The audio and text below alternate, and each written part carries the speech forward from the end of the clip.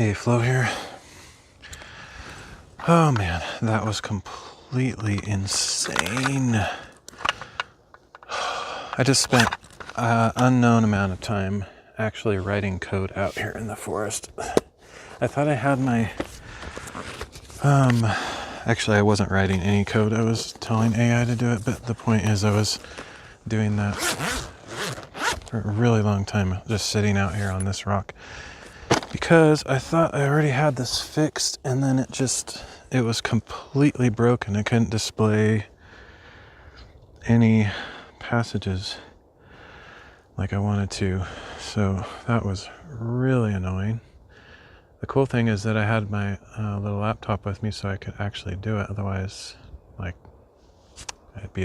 would have had to just leave, go home, and be defeated that I couldn't do this. So anyway, that was cool that I actually could get it going. There's just a massive bug. I don't know what the deal was, but I think I have it working now, and I might have it better than ever. We'll see. It'll probably have a bug right in the middle of this, but I also fixed, I didn't do this while I was out here, but I fixed so the fading between slides is a little bit smoother, not so harsh. Oh, I guess. I don't know. Maybe some of the changes I made were undone by AI, because sometimes when you feed AI your script, it just starts forgetting parts of the script. So, who knows? Anyway. I didn't know if I was going to be able to read today because of weather situations, but turns out it's not that bad this afternoon, so I wanted to get out. And then I had the bug. I could have been reading a long time ago if that wasn't the case. Okay, I want to try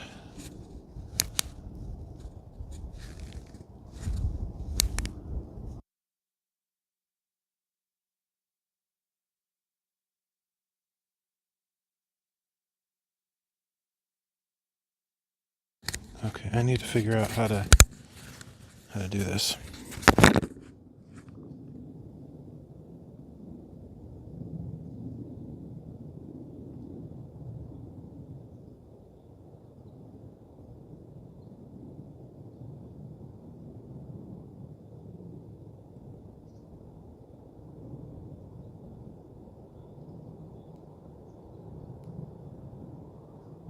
I want to figure out how to record locally on this mic, because I know you can do it. Hold the set button on the transmitter for about 2 seconds. Okay. Thank you. Nice. Okay. Sweet. Oh, man. Sorry, I'm a little bit stressed because of the thing I had to do. I've never had, well, I don't remember ever having to do that before, but actually sitting here on my laptop out in the middle of nowhere trying to connect FTP and fix a bunch of scripts. It's super annoying. Anyway,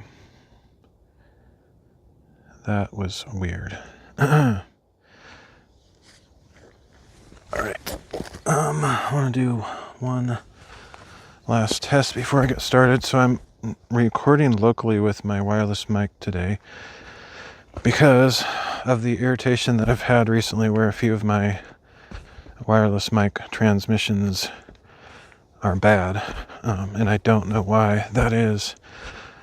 It makes no sense, because see that big boulder over there? Imagine that 6 times as tall as that, 40 feet tall. And my camera is right here, and I'm standing beyond that through about 15 feet of solid rock. I've had my wireless mic transmit through that with crystal clear perfection, which blew my mind. I can't believe that happened, but it's literally on one of my live streams. My most recent Bible reading live stream, I think. Anyway, it was like that, and I don't understand how that was possible. Other times, I'm sitting right in front of my camera, my phone, with line of sight, 0 disruptions, and it's all staticky and breaking up. It's what? It doesn't make any sense at all to me, but that's happened a few times recently, and it's really irritating. So just want to make sure this is working. Okay. So theoretically, this should be fairly smooth. Like, it's not just an instant cut, and between slides, same thing. Fades out, fades back in. So that's the enhancement I made recently. But then I had to like fix this stupid bug where I couldn't get these passages. Basically, the John 12:20-50, the stupid regular expression couldn't figure that out. And so I just spent like well over an hour fixing that with AI. And I actually went to like 3 different AIs because I couldn't get it to work. And I was like, you stupid AI. Oh man, it makes me so stressed when it doesn't work. And I can't figure out how to do it. The regular expression that parses that Bible reference stuff that you see on the screen, it's incredibly complicated. I would never be able to figure it out. So I have to use AI to do it. I think it can parse any conceivable Bible passage right now, although I keep finding exceptions to it. But I'm pretty sure it'll work on just about anything, including abbreviations. Anyway. Whew, okay, calm down. It's all over. We got it working. That was so irritating, though. I can't tell you how irritating it was. One of the things I don't like about working with AI is it makes me angry. And I feel justified in being angry because I'm just talking to some stupid computer program that's pretending to be a person but is really stupid sometimes. It's weird because it's incredibly smart, and it'll eventually get it and it'll be like, oh, sorry, I made that mistake or whatever. But it's like, if you're able to, I don't understand, if you're able to figure it out, why don't you just get it the first time? I don't know. I don't really understand AI. It's weird, but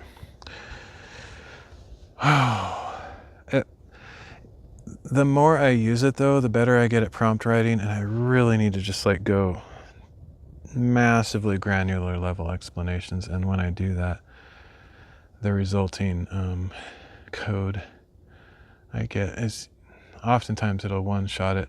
Like the first time, it'll get it right if I write a super detailed prompt. Not so much on that that thing I stayed up all night for, though. I was trying to get what was that now? I already forgot because I'm so tired. I'm massively tired. Yeah. Oh yeah, basically the script dubbing, essentially. Like the timing thing where it splits the entire recording into words, single words, even phenoms or however you say that.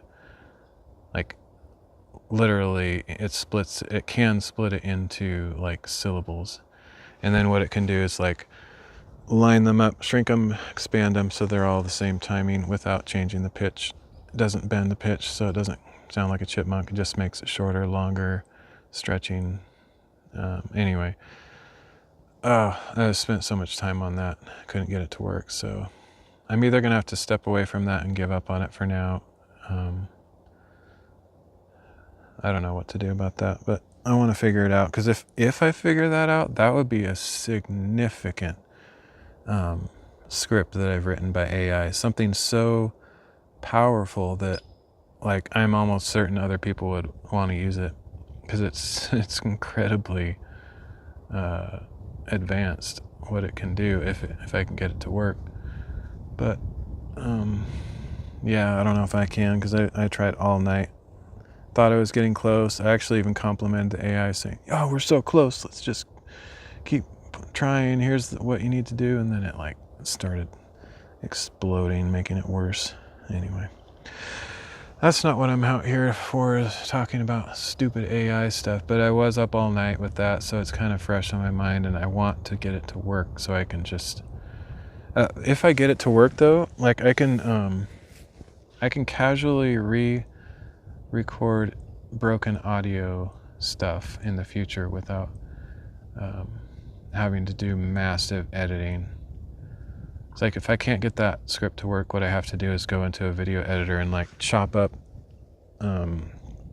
my recording into individual words, like cut here, cut here, cut here, cut here, and then like do all this manual nasty editing,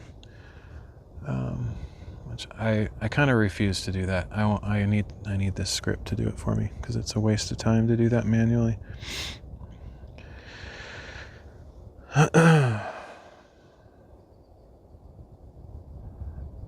Anyway, so let's do today's reading. I was actually disappointed I couldn't get out yesterday on Sunday, but the smoke was terrible. Yeah, the smoke was terrible. It was also raining. It might actually rain today, although man, it looks amazing. It's I haven't seen any clouds nearby that look like rain clouds, so I think I'm okay. So I'll probably just stay up here and do as many readings as I can until either it gets dark or some weather condition or other weird factor appears. But yeah, I was wanting to get out yesterday, and now I feel like I'm behind, even though I'm like several weeks ahead. Anyway, let's just do the reading. So we're going to be reading Numbers 21 to 20. Oh, look at that. Okay, it's not fixed then. It is, but it's not. That's weird. So how I wrote the passage, I actually wrote NUM space 21-22 colon JN space 12 colon 20 through 50, 20-50. Okay, well, interestingly enough, it created all the slides, as you'll see in a minute. See, like, here's Numbers 21, here's Numbers 22. So all the slides seem to be correct, I think. But for some reason, on the title slide, it put that extra colon in there, which is weird. So, yay. When I get home, I'll fix that. Thankfully, that part, I don't care. I don't put the today's reading slide in the chopped up, edited WordHike videos later, so I don't really care. But I will fix that, because I want it to be perfect. But I think I got the slides I want, which is all that matters for what we're doing. Oh, man. Hopefully I can get to sleep. Part of the reason I'm trying to shift my schedule to, I hope to go to bed at a reasonable time tonight, and then maybe wake up tomorrow morning and then start working on the shop stuff again. Or I have this other project, if it's not raining, which I don't know. If it's not raining, I have another project I can do that's more like outside carpentry stuff. But if it's raining, I'll probably go back in the shop and work on the cement board or the tile soaking stuff in vinegar or whatever. We'll see. But anyway, I have a friend coming over soon, so I need to get a few things done before he gets here. All right.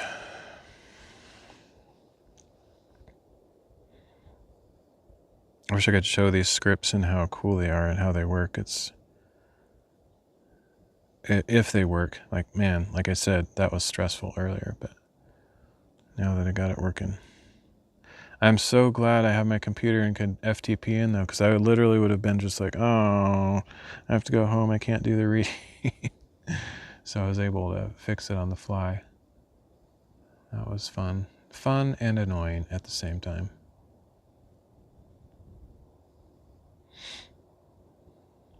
It's kind of cool, like, I don't know, certain types of jobs. Like, just as an example, both of my friends work from home. They're programmers. Well, I have more than two friends, technically, but two of my best friends are programmers. They work from home. With the connection I have here, it's super good. You could literally bring your laptop out here with like a lap board or like some kind of, leaning chair thing, and this could be your office. Like you could do all your conference calls, video chats, programming. You can have your keyboard, mouse, and the only limitation would be like it's pretty, totally necessary to have like multiple monitors. I don't know how you would manage that, but they do make those battery operated monitors. I've actually wanted to get one for my streaming stuff, like especially one with the touch screen, because then I wouldn't have to have a laptop. I could just like do it all on a touch screen. But anyway, can you imagine that? I would, if I had a job like that, I wouldn't be sitting there at home. Yuck. No way. If I could like carry like a few objects around, like camping gear type stuff, like a small chair and maybe a little desk type thing, I would be working out here and stuff like that. That would be awesome. It'd be amazing. But I don't have a job like that. I haven't had a job like that for years. And when I did web development, programming stuff, or web design, I didn't have the luxury to work from home. I had to be in the office. So, but if I had that freedom, I would do all sorts of crazy stuff. I would like literally work on top of mountains. No joke. Literally have a laptop doing my work on top of a mountain. And I would go to other countries and be like, okay, today let's do my work, or no, this month let's do my work from New Zealand or Zimbabwe, anywhere. Just find out which places I can stay. Let's go for a trip. I'll do all my work from there. Like, I can't imagine having that freedom and just sitting at home and working from home. Like, ew. Anyway. All right, enough rant. It's not really a rant. It's just whatever. I don't know what that is.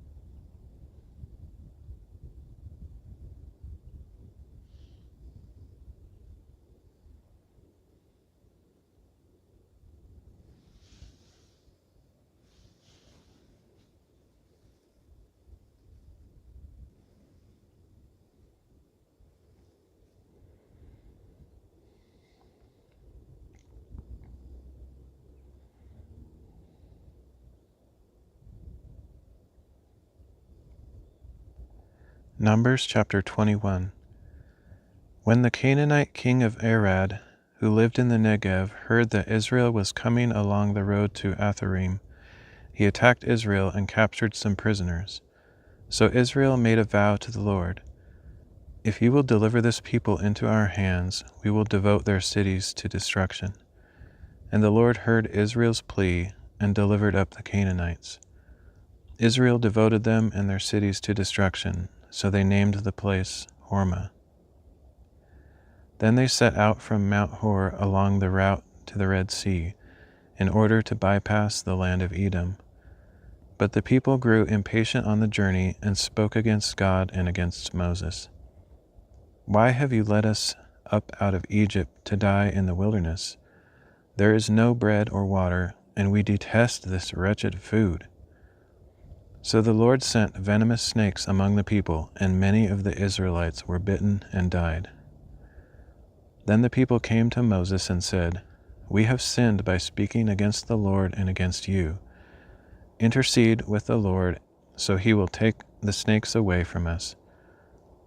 So Moses interceded for the people. Then the Lord said to Moses, "Make a fiery serpent and mount it on a pole. When anyone who is bitten looks at it, he will live." So Moses made a bronze snake and mounted it on a pole. If anyone who was bitten looked at the bronze snake, he would live. Then the Israelites set out and camped at Oboth. They journeyed from Oboth and camped at Abarim in the wilderness opposite Moab to the east. From there they set out and camped in the valley of Zered. From there they moved on and camped on the other side of Arnon in the wilderness that extends into the Amorite territory. Now the Arnon is the border between the Moabites and the Amorites. Therefore it is stated in the book of the wars of the Lord, Waheb and Suphah and the wadis of the Arnon, even the slopes of the wadis that extend to the site of Ar and lie along the border of Moab. From there they went on to Beer, the well where the Lord said to Moses, "Gather the people so that I may give them water." Then Israel sang this song, "Spring up, O well, all of you sing to it. The princes dug the well. The princes dug the well. The nobles of the people hollowed it out with their scepters and with their staffs. From the wilderness the Israelites went on to Mattanah, and from Mattanah to Nahaliel, and from Nahaliel to Bamoth, and from Nahaliel, and from Nahaliel to Bamoth, and from Bamoth to the valley in Moab, where the top of Pisgah overlooks the wasteland. Then Israel sent messengers to Sihon, king of the Amorites, saying, "Let us pass through your land. We will not cut through any field or vineyard, or drink water from any well. We will stay on the king's highway until we have passed through your territory." But Sihon would not let Israel pass through his territory. Instead, he gathered his whole army and went out to confront Israel in the wilderness. When he came to Jahaz, he fought against Israel.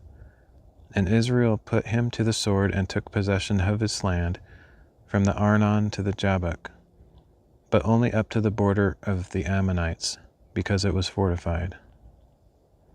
Israel captured all the cities of the Amorites and occupied them, including Heshbon and all its villages. Heshbon was the city of Sihon, king of the Amorites, who had fought against the former king of Moab and taken all his land as far as the Arnon. That is why the poets say, "Come to Heshbon, let it be rebuilt, let the city of Sihon be restored." For a fire went out from Heshbon, a blaze from the city of Sihon. It consumed Ar of Moab, the rulers of Arnon's heights. Woe to you, O Moab! You are destroyed, O people of Chemosh. He gave up his sons as refugees, and his daughters into captivity to Sihon, king of the Amorites. But we have overthrown them. Heshbon is destroyed as far as Dibon. We demolished them as far as Nophah, which reaches to Medeba, which reaches to Medeba. So Israel lived in the land of the Amorites. After Moses had sent spies to Jazer, Israel captured its villages and drove out the Amorites who were there. Then they turned and went up the road to Bashan, and Og, king of Bashan, and his whole army came out to meet them in battle at Edrei.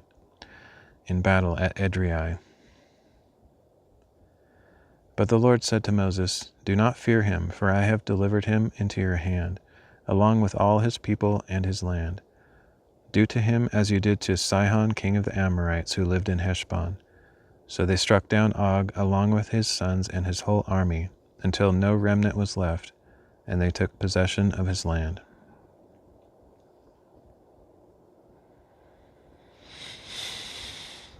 Oh, man, got some difficult names in there.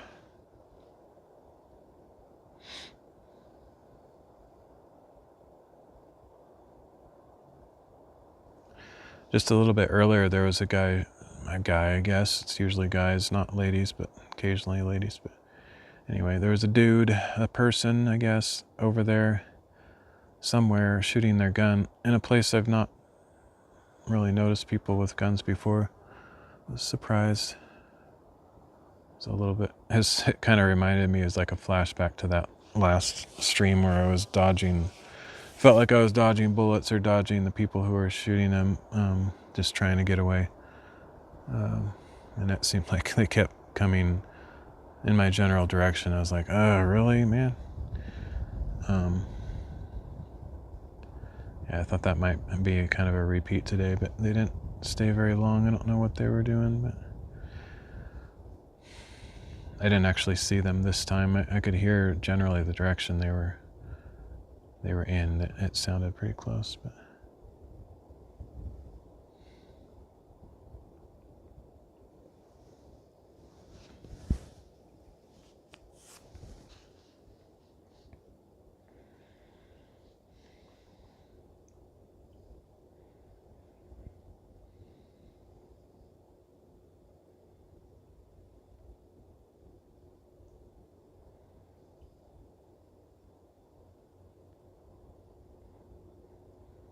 Numbers chapter 22. Then the Israelites traveled on and camped in the plains of Moab near the Jordan across from Jericho. Now Balak, son of Zippor, saw all that Israel had done to the Amorites, and Moab was terrified of the people because they were numerous. Indeed, Moab dreaded the Israelites. So the Moabites said to the elders of Midian, "This horde will devour everything around us, as an ox licks up the grass of the field." Since Balak, son of Zippor, was king of Moab at the time, he sent messengers to Balaam, son of Beor, at Pethor, which is by the Euphrates in the land of his people. "Behold, a people has come out of Egypt," said Balak. "They cover the face of the land and have settled next to me. So please come now and put a curse on this people, because they are too mighty for me. Perhaps I may be able to defeat them and drive them out of the land. For I know that those you bless are blessed, and those you curse are cursed."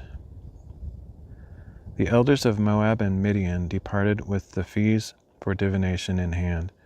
They came to Balaam and relayed to him the words of Balak. "Spend the night here," Balaam replied, "and I will give you the answer that the Lord speaks to me." So the princes of Moab stayed with Balaam. Then God came to Balaam and asked, "Who are these men with you?" And Balaam said to God, "Balak, son of Zippor, king of Moab, sent me this message. Behold, a people has come out of Egypt, and they cover the face of the land. Now come and put a curse on them for me. Perhaps I may be able to fight against them and drive them away." But God said to Balaam, "Do not go with them. You are not to curse this people, for they are blessed." So Balaam got up the next morning and said to Balak's princes, "Go back to your homeland, because the Lord has refused to let me go with you." And the princes of Moab arose, returned to Balak, and said, "Balaam refused to come with us." Then Balak sent other princes, more numerous and more distinguished than the first messengers. They came to Balaam and said, "This is what Balak, son of Zippor, says. Please let nothing hinder you from coming to me, for I will honor you richly and do whatever you say. So please come and put a curse on this people for me." But Balaam replied to the servants of Balak, "If Balak were to give me his house full of silver and gold, I could not do anything small or great to go beyond the command of the Lord my God. So now please stay here overnight as the others did, that I may find out what else the Lord has told me." That night God came to Balaam and said, "Since these men have come to summon you, get up and go with them, but you must only do what I tell you." So in the morning Balaam got up, saddled his donkey, and went with the princes of Moab.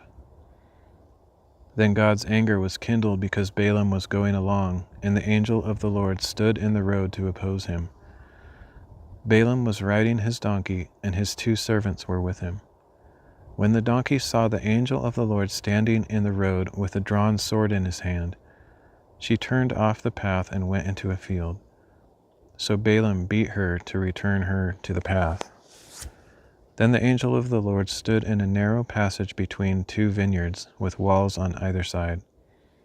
And the donkey saw the angel of the Lord and pressed herself against the wall, crushing Balaam's foot against it. So he beat her once again. And the angel of the Lord moved on ahead and stood in a narrow place where there was no room to turn to the right or left. When the donkey saw the angel of the Lord, she lay down under Balaam, and he became furious and beat her with his staff. Then the Lord opened the donkey's mouth, and she said to Balaam, "What have I done to you that you have beaten me these 3 times?" Balaam answered the donkey, "You have made a fool of me. If I had a sword in my hand, I would kill you right now." But the donkey said to Balaam, Am I not the donkey you have ridden all your life until today? Have I ever treated you this way before?" "No," he replied. Then the Lord opened Balaam's eyes, and he saw the angel of the Lord standing in the road with a drawn sword in his hand. And Balaam bowed low and fell face down. The angel of the Lord asked him, "Why have you beaten your donkey these 3 times? Behold, I have come out to oppose you, because your way is perverse before me. The donkey saw me and turned away from me these 3 times. If she had not turned away, then by now I would surely have killed you and let her live." "I have sinned," Balaam said to the angel of the Lord, "for I did not realize that you were standing in the road to confront me. And now, if this is displeasing in your sight, I will go back home." But the angel of the Lord said to Balaam, "Go with the men, but you are to speak only what I tell you." So Balaam went with the princes of Balak. When Balak heard that Balaam was coming, he went out to meet him at the Moabite city on the Arnon border, at the edge of his territory. And he said to Balaam, "Did I not send you an urgent summons? Why did you not come to me? Am I really not able to richly reward you?" "See, I have come to you," Balaam replied, but can I say just anything? I must speak only the word that God puts in my mouth." So Balaam accompanied Balak, and they came to Kiriath Huzoth. Balak sacrificed cattle and sheep, and he gave portions to Balaam and the princes who were with him. The next morning Balak took Balaam and brought him up to Bamoth Baal. From there he could see the outskirts of the camp of the people.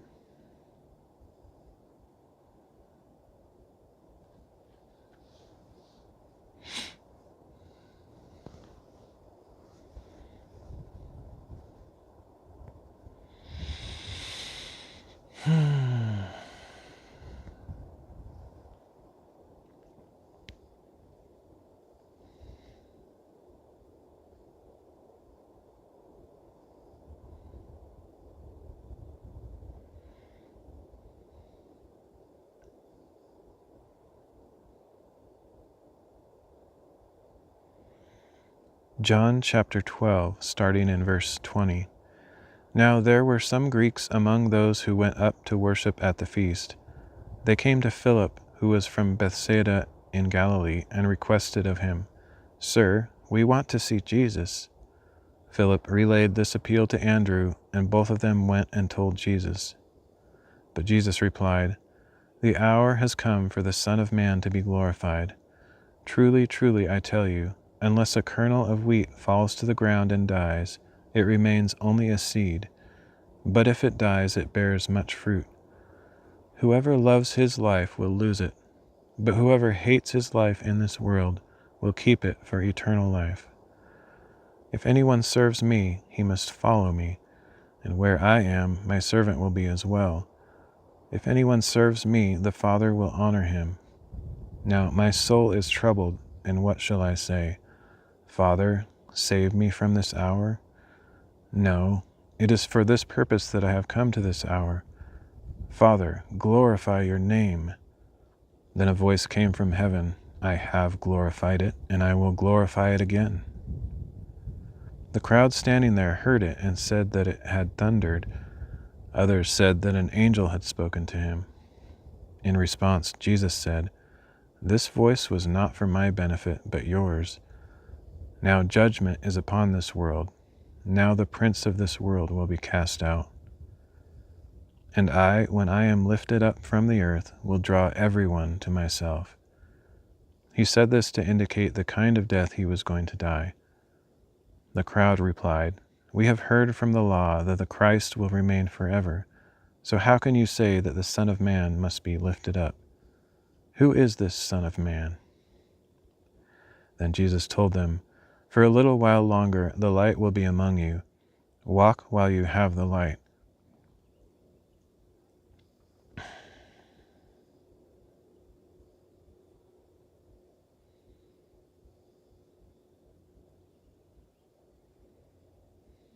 Sorry, I like this verse a lot. Okay, let's start over. Then Jesus told them, "For a little while longer the light will be among you. Walk while you have the light, so that darkness will not overtake you. The one who walks in the darkness does not know where he is going. While you have the light, believe in the light, so that you may become sons of light." After Jesus had spoken these things, he went away and was hidden from them. Although Jesus had performed so many signs in their presence, they still did not believe in him. This was to fulfill the word of Isaiah the prophet.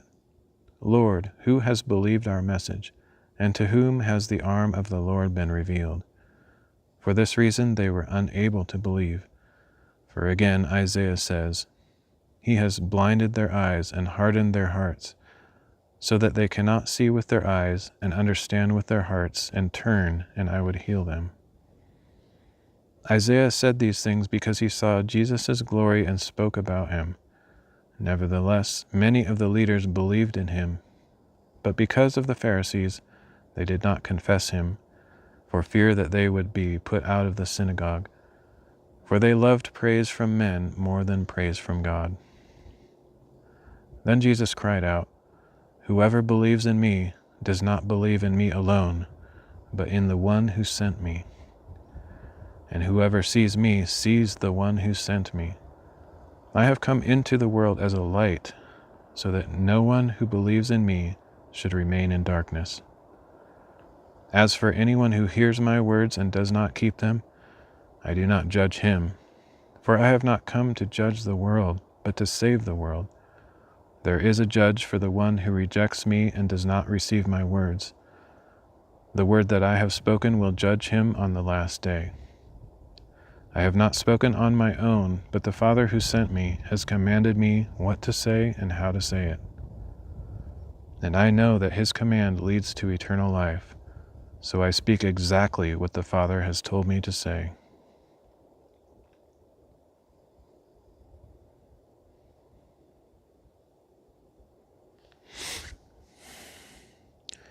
Hey, check.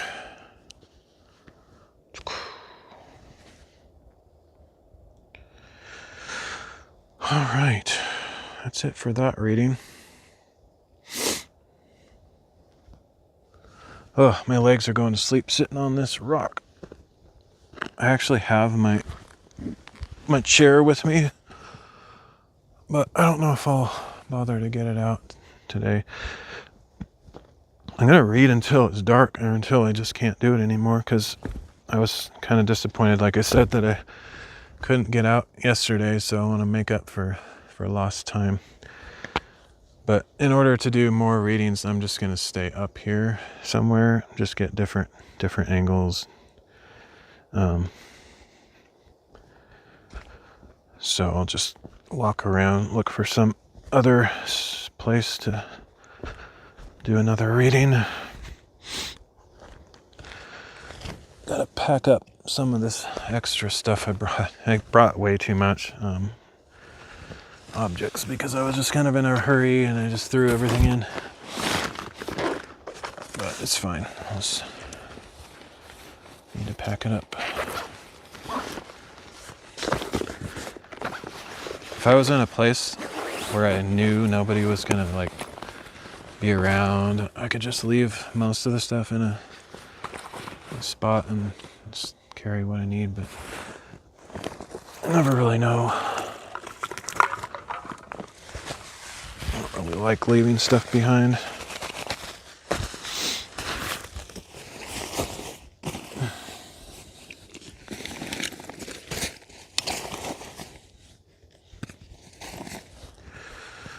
Oh, my leg is still asleep. It's the worst.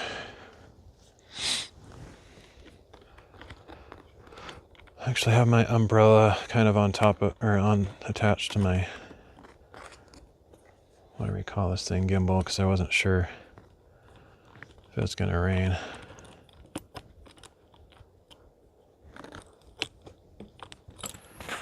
Doesn't seem like it. It could still happen for sure. It did sprinkle like a tiny bit earlier, but like 2 tiny drops. That's about it. I need to get a new decent size and comfortable for hiking backpack. Oh, that's stupid.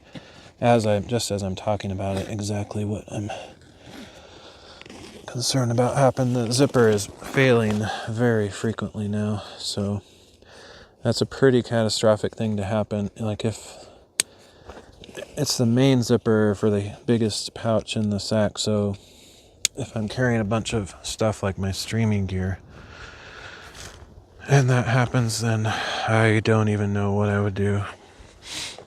I've been carrying some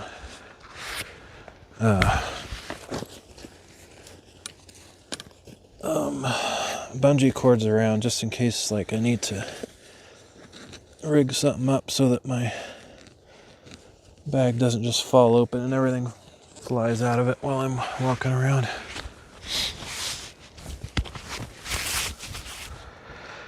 I actually have a decent number of backpacks. Like I have 2 others that I can think of at the moment, but they're small. They're good for like little day hikes and stuff. But now that I'm into this whole streaming thing and bringing my tripod and a bunch of stuff, I kind of need a bigger, heavier duty backpack.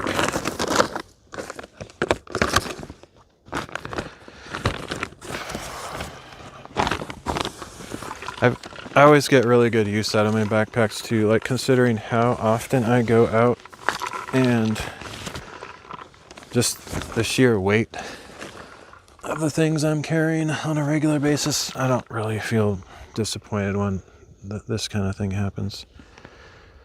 Of course, I would love to get like a super nice backpack that lasts essentially forever, but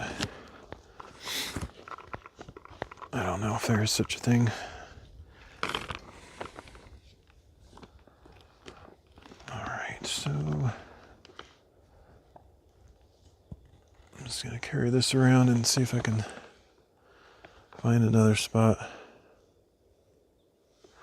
Oh, I forgot. I actually didn't even... It's funny. I don't think I even did a speed test up here. I just kind of assumed it would be good. I usually check all that before I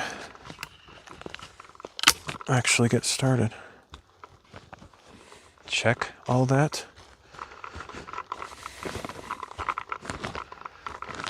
I drove by some fields. I don't know, not really like meadows necessarily, but just kind of things like this. I thought that looked kind of cool. I'm really trying to look for unique landscapes so that each Bible reading is in a different visual place. And so, you know, I'm not like traveling like super far, like into other states or stuff, so I kind of have somewhat limited scenery that I can choose from. So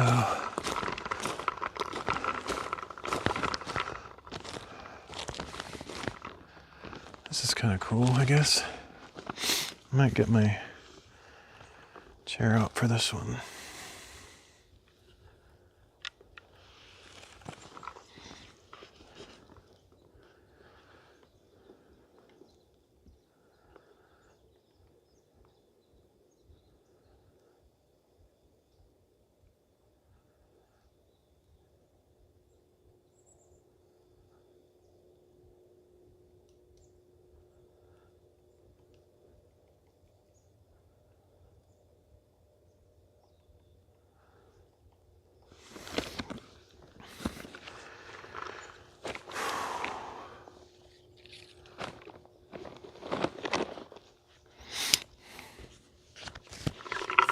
Oh, man. Okay, I'm going to run over there and mark this thing because I just keep forgetting to do that. Okay, let me delete that. I have no memory. I just can't seem to get into routines with this stuff. I have to like remember after it's too late every time. No.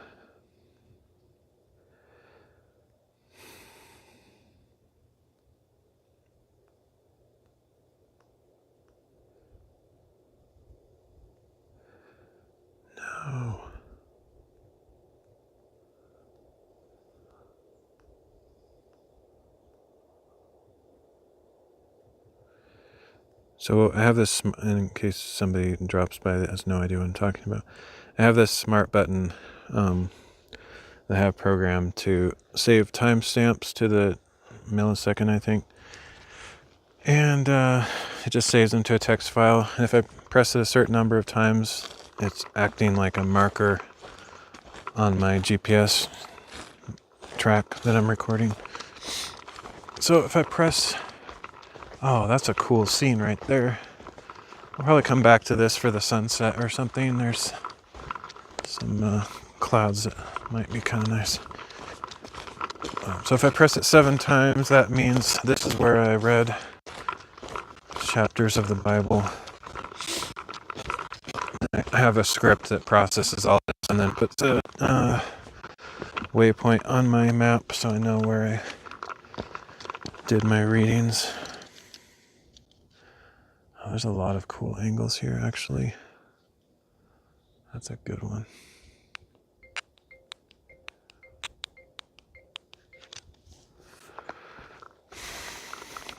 I shouldn't waste all that time with the AI script writing garbage, but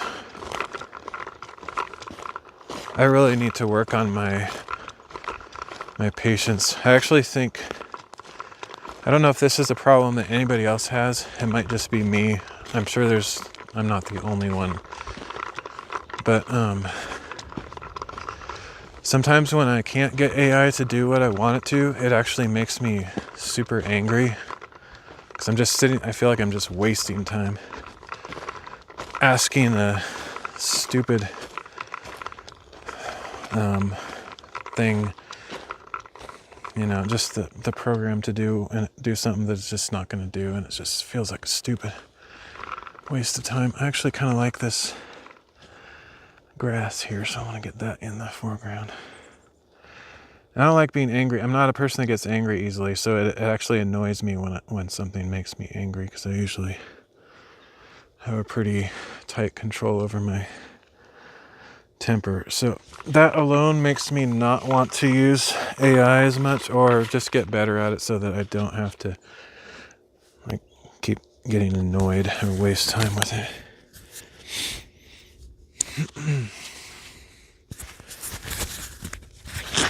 I'm hoping I'll eventually reach what's the word? Stasis, or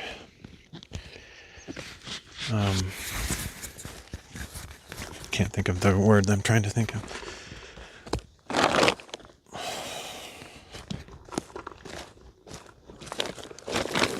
Equilibrium, something like that, a balance, or just like this state where I am satisfied. I've created everything that I intended to make with AI for a long time. Like because I have a pretty big list of things kind of in the back of my mind of, oh, it'd be cool to make a script that does this, that, the other thing. And then I've made a lot of them, but then I keep thinking of new ideas.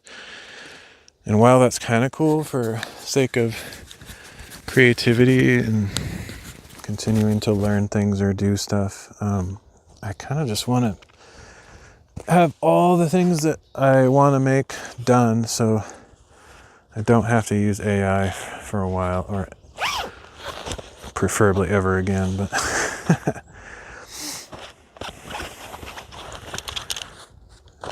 I don't know. I guess it's part of our reality. I don't know where it's going. I have no idea what's going to happen with it. If it's just a fad that everybody's going through and it'll eventually kind of fade out, or if it's like the future and everybody is going to use it for everything. If it's the future and everybody's eventually going to have to use it for everything, then I don't feel so bad like learning when it's not high pressure, because there might come a time when it becomes so important that you're not going to be employable without it. You're not going to be this or that. Obviously, there's always exceptions, and I would prefer to find a pathway in life that I could avoid having to know all that stuff. But I'm kind of a techie guy, nerdy guy, so it sort of fits my general life patterns to have some connection to it. But at the same time, I wish I could just step away from it all. And I don't mind being nerdy, but I don't want to be a techie guy anymore, really. I'd rather be a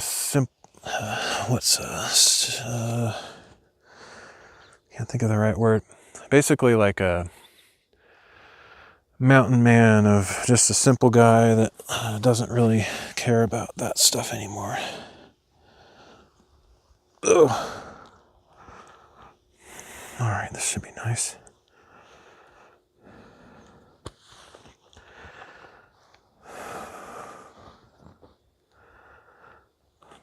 I mean, I don't know. Part of me actually wants to be. I can never think of those guys' names. The guys in Pennsylvania with the Amish guy. Like I'll almost want to do something like that. Just step away from all the technology and live off the land and build community with people who are just kind of rejecting some of the modern notions and technology and stuff. So I don't know, not that extreme, but I mean, I think a lot of us used to look at people like that and think that's kind of weird or cultish or something. But the crazier the technology and more invasive it becomes, it actually starts feeling somewhat desirable or normal to like step away in some shape or form. And I've known a lot of people that have done that to some degree. They might still be connected just like I am, but I left the city. I had to get away. I left my pretty decent paying job as a web developer because I couldn't stand it. And some of my friends are going through similar things, or they moved away from the city to go homesteading, or just whatever. Doesn't mean they never touch technology again, but I think there's value in not letting it overwhelm or overcome every aspect of your life. And someday we may not even have a choice; it might be forced on us. And I don't like that idea, but whatever. Anyway, okay, let's skip all that junk and see if we can do another reading before I run out of time.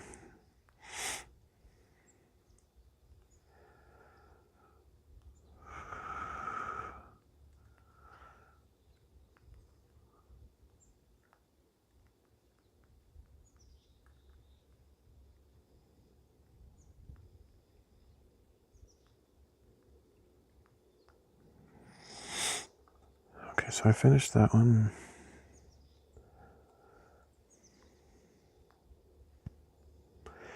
Let's see if that change that I made just earlier works for just kind of random stuff. Got chapters of Matthew. What is this? Numbers 23, 24, 25, Matthew 21, 23 to 46. Looks good.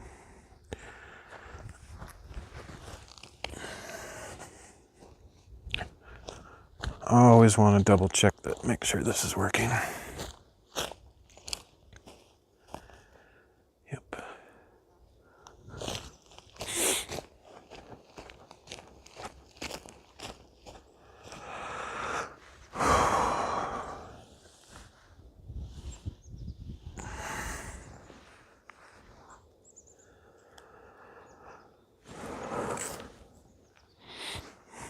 I would love to finish this whole week of reading, but because of that tech issue I had, I don't feel confident I can finish today. That wasted a lot of my available time.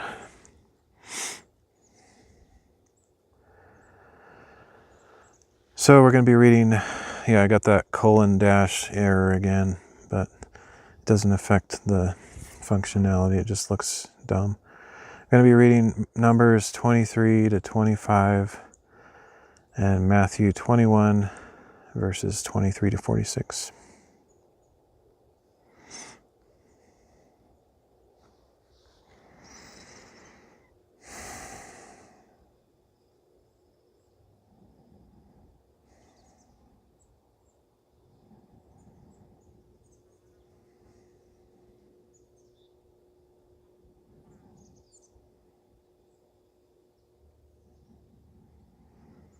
Numbers chapter 23.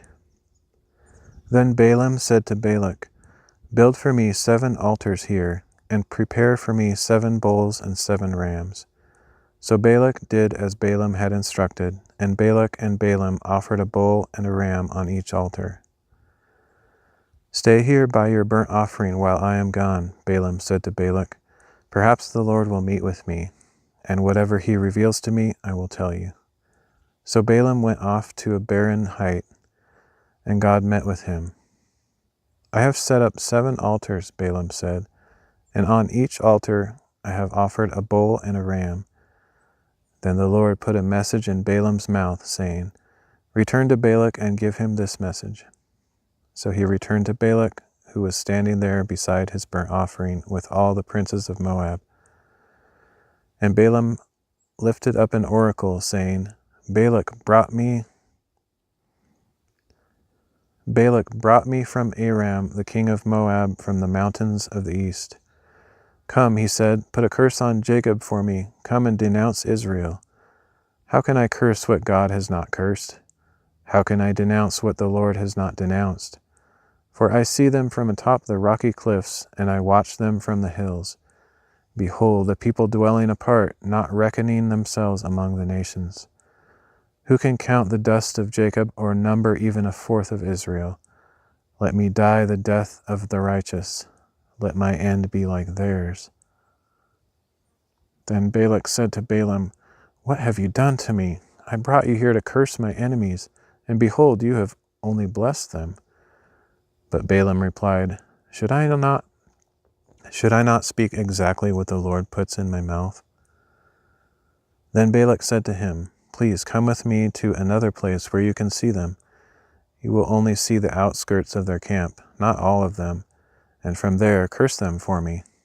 So Balak took him to the field of Zophim, to the top of Pisgah, where he built 7 altars and offered a bull and a ram on each altar. Balaam said to Balak, "Stay here beside your burnt offering while I meet the Lord over there." And the Lord met with Balaam and put a message in his mouth, saying, "Return to Balak and speak what I tell you."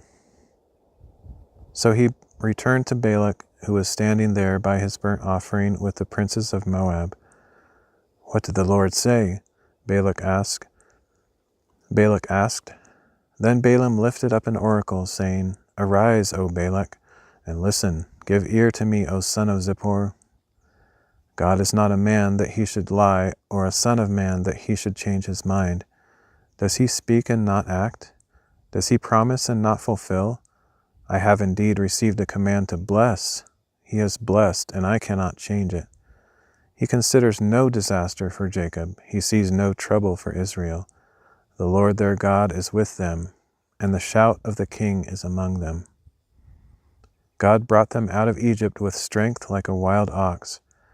For there is no spell against Jacob and no divination against Israel. It will now be said of Jacob and Israel, what great things God has done. Behold, the people rise like a lioness. They rouse themselves like a lion, not resting until they devour their prey and drink the blood of the slain. Now Balak said to Balaam, Then neither curse them at all nor bless them at all. But Balaam replied, Did I not tell you that whatever the Lord says I must do? Please come, said Balak, I will take you to another place. Perhaps it will please God that you curse them for me from there. And Balak took Balaam to the top of Peor, which overlooks the wasteland. Then Balaam said, Build for me 7 altars here, and prepare for me 7 bulls and 7 rams. So Balak did as Balaam had instructed, and he offered a bull and a ram on each altar.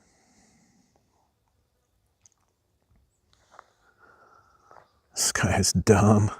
Actually, it turns out that both of these guys are dumb. We find out later in Scripture that Balaam did something really stupid. Like, not just the donkey thing, but I guess he apparently was an actual prophet of God here of some sort. God actually met with him and spoke to him and all this stuff. But there's a verse somewhere in the Bible, we'll read it later, talks about his eventual fate, and it was not a good one. And he's not a good example of an obedient, servant of God or anything. He must have been playing both sides or something, because it didn't turn out well for him in the end.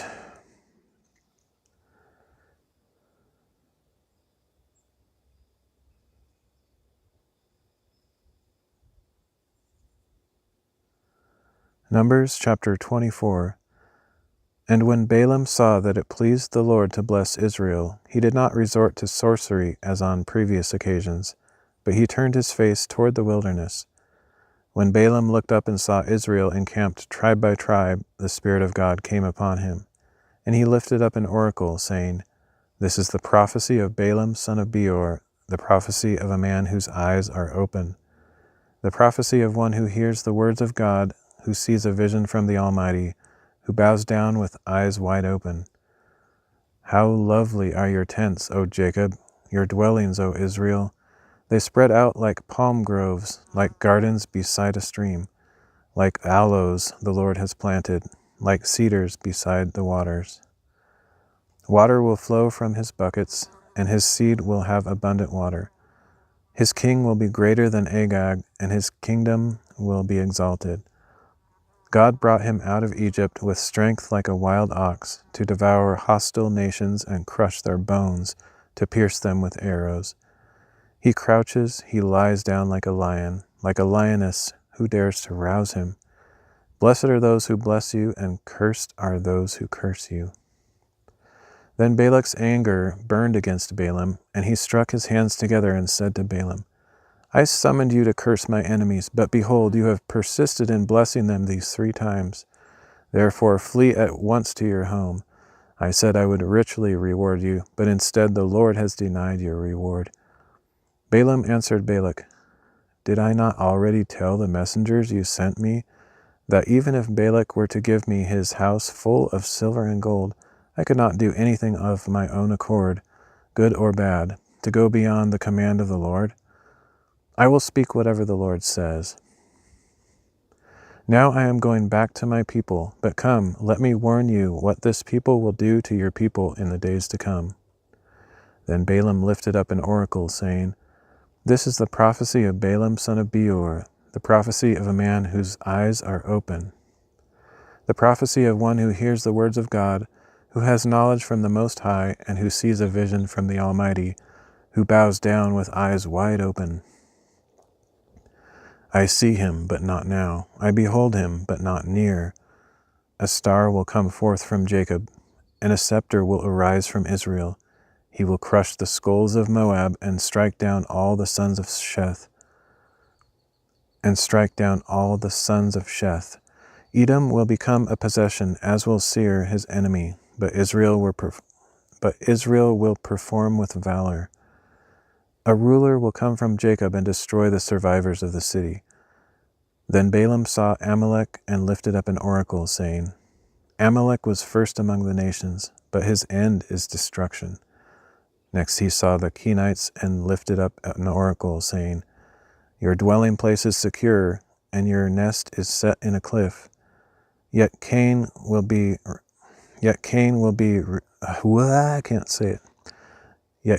destroyed when Asher takes you captive.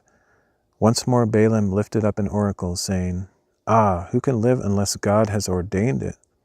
Ships will come from the coasts of Cyprus. They will subdue Asher and Eber, but they too will perish forever. Then Balaam arose and returned to his homeland, and Balak also went on his way.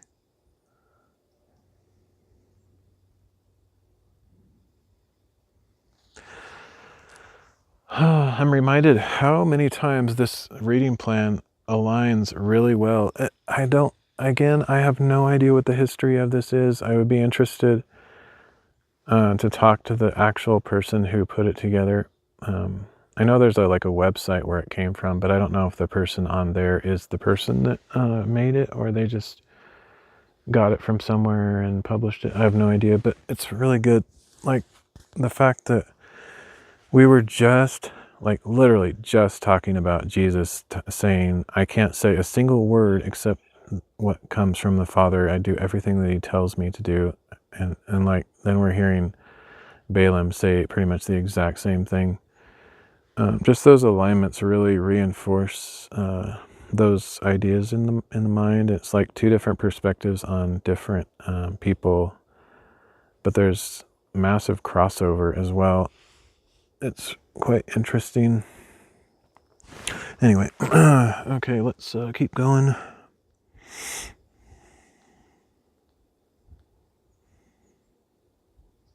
Wait a minute. Oh yeah, never mind. I can't read the screen. This text is so small. I thought it was wrong, but it's right.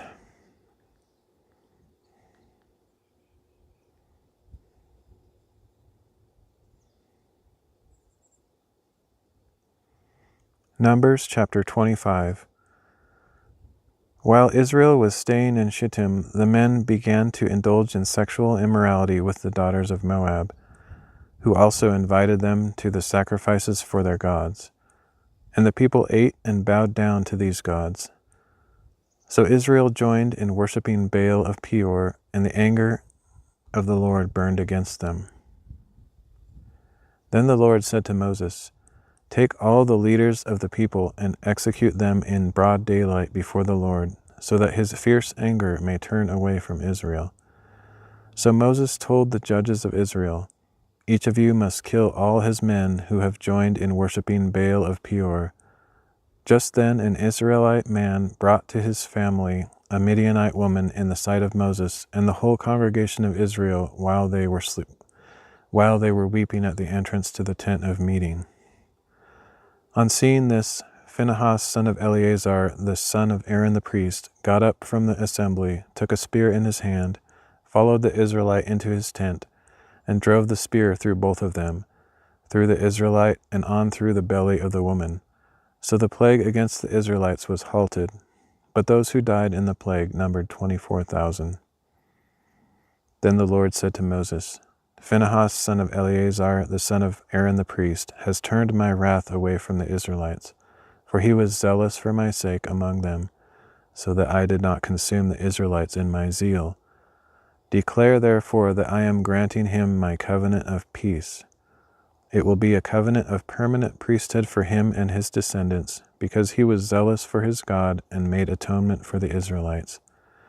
The name of the Israelite who was slain with the Midianite woman was Zimri, son of Salu, the leader of a Simeonite family, and the name of the slain Midianite woman was Cosbi, the daughter of Zur, a tribal chief of a Midianite family. And the Lord said to Moses, "Attack the Midianites and strike them dead, for they assailed you deceitfully when they seduced you in the matter of Peor and their sister Cosbi, the daughter of the Midianite leader, the woman who was killed on the day the plague came because of Peor."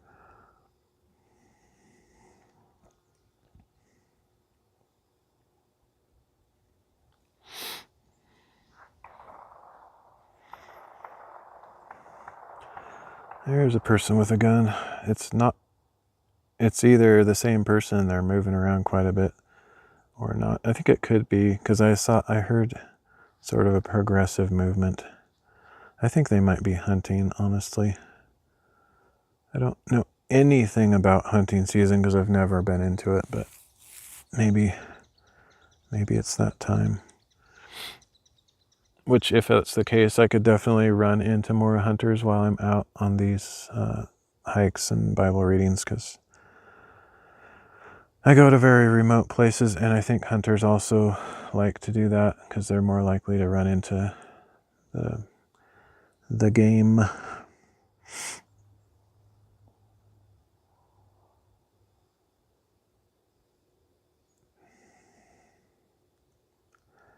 Matthew chapter 21, starting in verse 23. When Jesus returned to the temple courts and began to teach, the chief priests and elders of the people came up to him. "By what authority are you doing these things?" they asked. "And who gave you this authority?"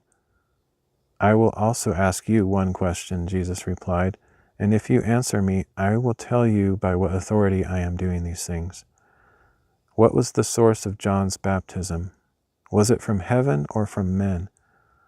They deliberated among themselves and said, "If we say, 'From heaven,' he will ask, 'Why then did you not believe him?' But if we say, 'From men,' we are afraid of the people, for they all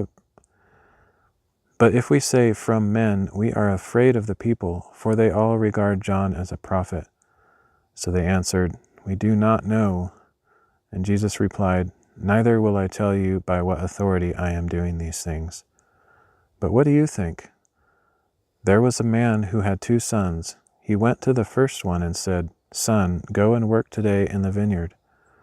'I will not,' he replied, but later he changed his mind and went. Then the man went to the second son and told him the same thing. 'I will, sir,' he said, but he did not go. Which of the 2 did the will of his father?" "The first," they answered. Jesus said to them, "Truly I tell you, the tax collectors and prostitutes are entering the kingdom of God before you. For John came to you in a righteous way, and you did not believe him, but the tax collectors and prostitutes did. And even after you saw this, you did not repent and believe him. Listen to another parable.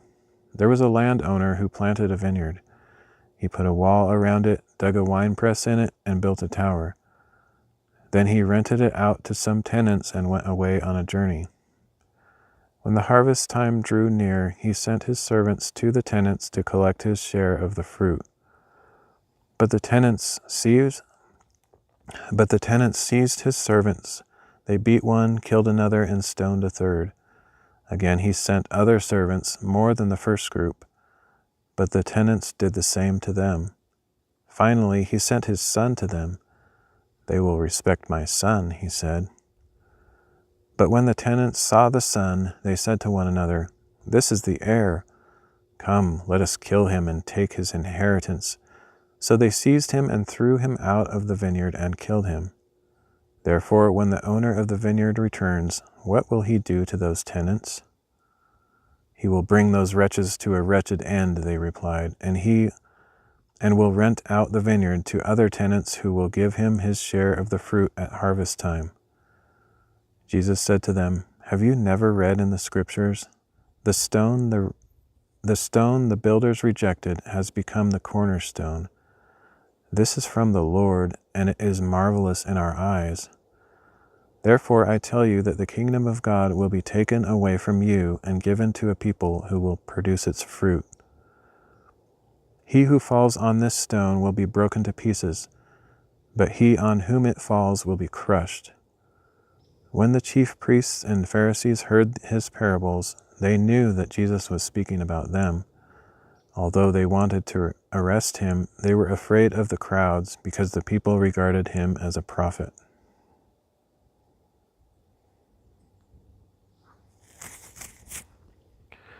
Alrighty, let's see, what do we got next?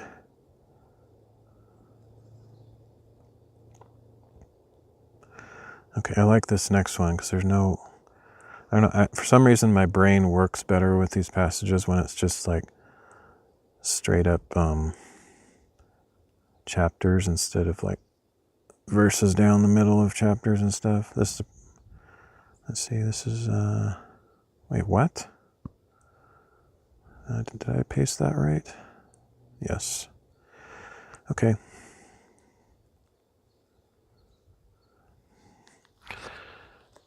Ooh-doo-doo-doo-doo.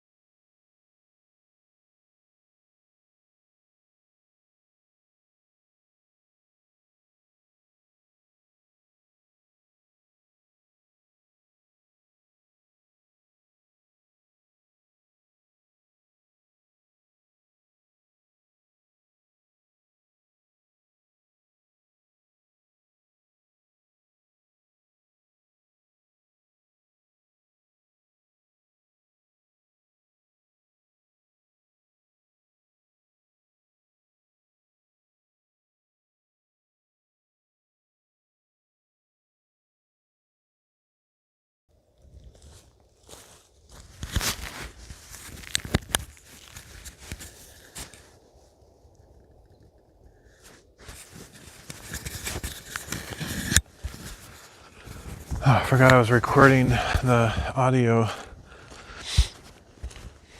No, this will be interesting. And it's possible that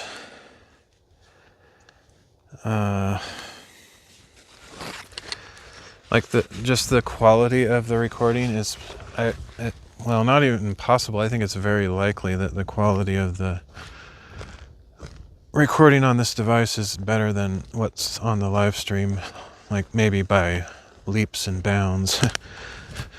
Which, if that's the case, it might make me want to change how I've been doing this.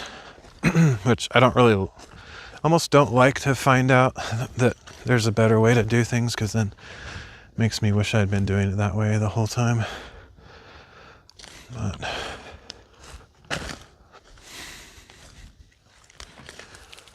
alright, so I was walking away from the camera. I don't know if all that was picked up.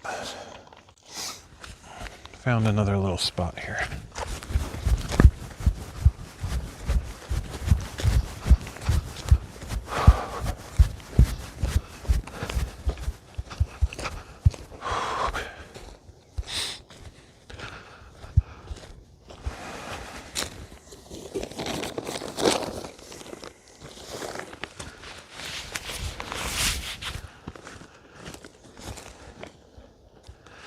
There's actually quite a few nice little spots. The simple things I actually like these little tufts of grass are pretty cool. I could just put the camera like really close in front of those, and I think that would be interesting. But I like this. I think I like this log over here, so I'll do that.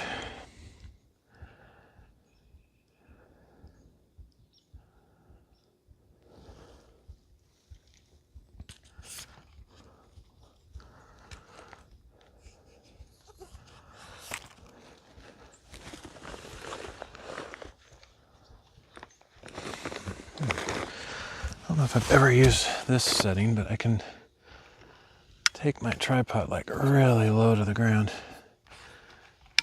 I mean, not necessarily low to the ground, but the legs go pretty much straight out instead of angled. Let's see if I can use that to my advantage today.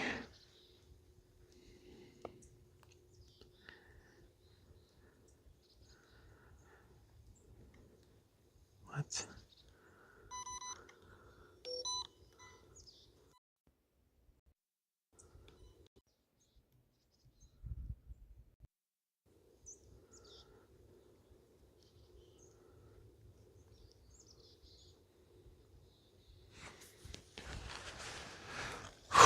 I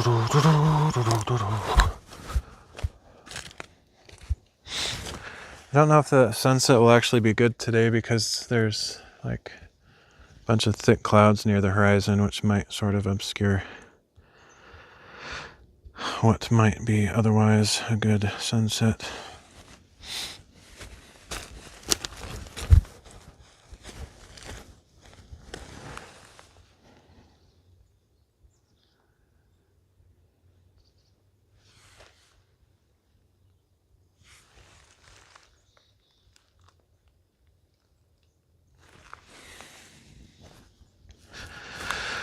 All right.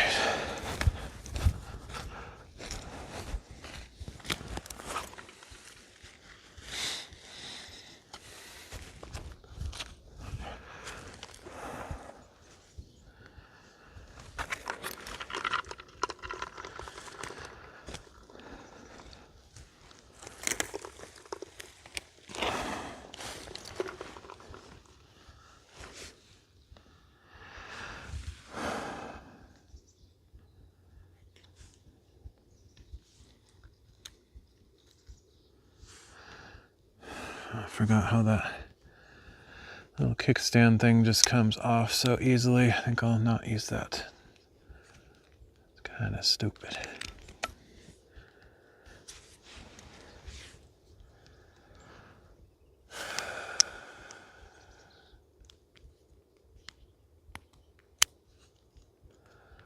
Can't remember the trick to get it back on. There's some little way to do it.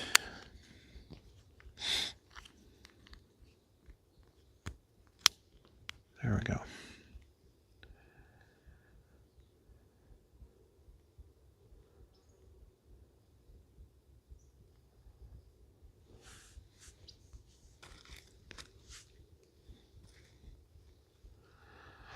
Well, so far I haven't had mosquitoes, but probably any time that could change. All right, so we're going to read Numbers 26, 27, Matthew 22, and Mark 12. It's a fairly long reading. I don't know if there's like a opening somewhere where I can see this, if there is going to be a sunset, if I can see it from up here.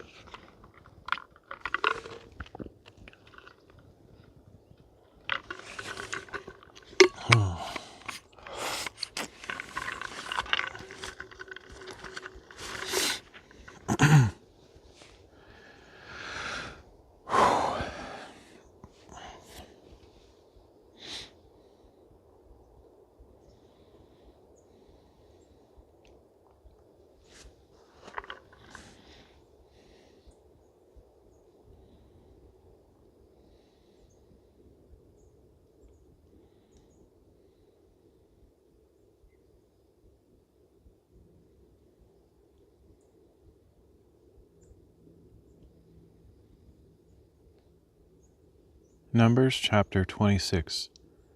After the plague had ended, the Lord said to Moses and Eleazar the son of Aaron the priest, "Take a census of the whole congregation of Israel by the houses of their fathers, all those 20 years of age or older who can serve in the army of Israel."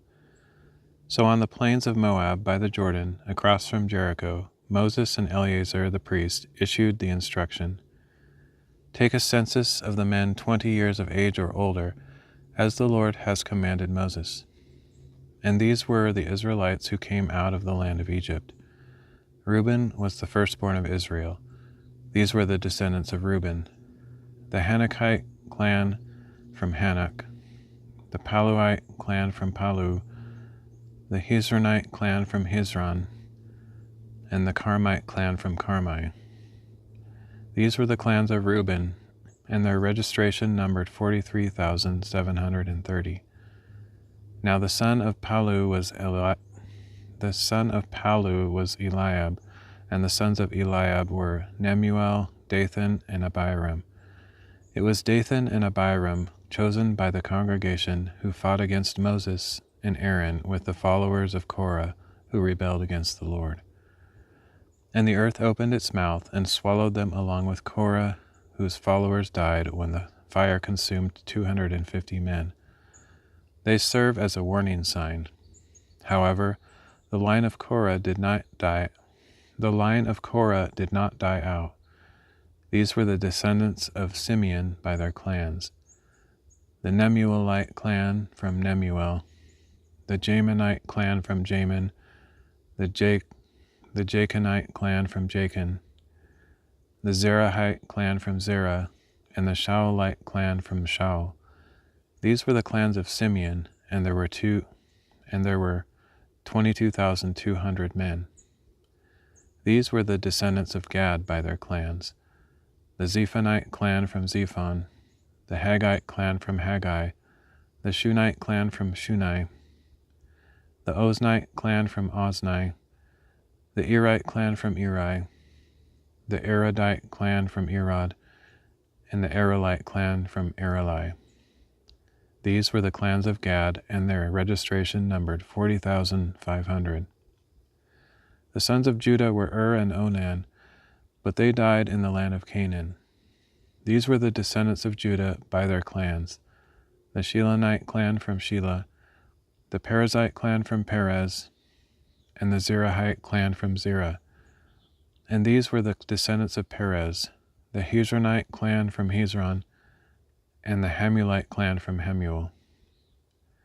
These were the clans of Judah, and their registration numbered 76,500. These were the descendants of Issachar by their clans: the Tolite clan from Tola, the Punite clan from Puva, the Jashubite clan from Jashub, and the Shimronite clan from Shimron. These were the clans of Issachar, and their registration numbered 64,300.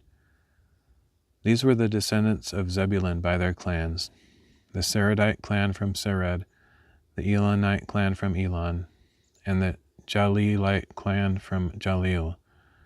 These were the clans of Zebulun, and their registration numbered 60,500. The descendants of Joseph included the clans of Manasseh and Ephraim. These were the descendants of Manasseh: the Machirite clan from Machir, the Machirite clan from Machir, the father of Gilead, and the Gileadite clan from Gilead. These were the descendants of Gilead: the Lezerite clan from Lezer.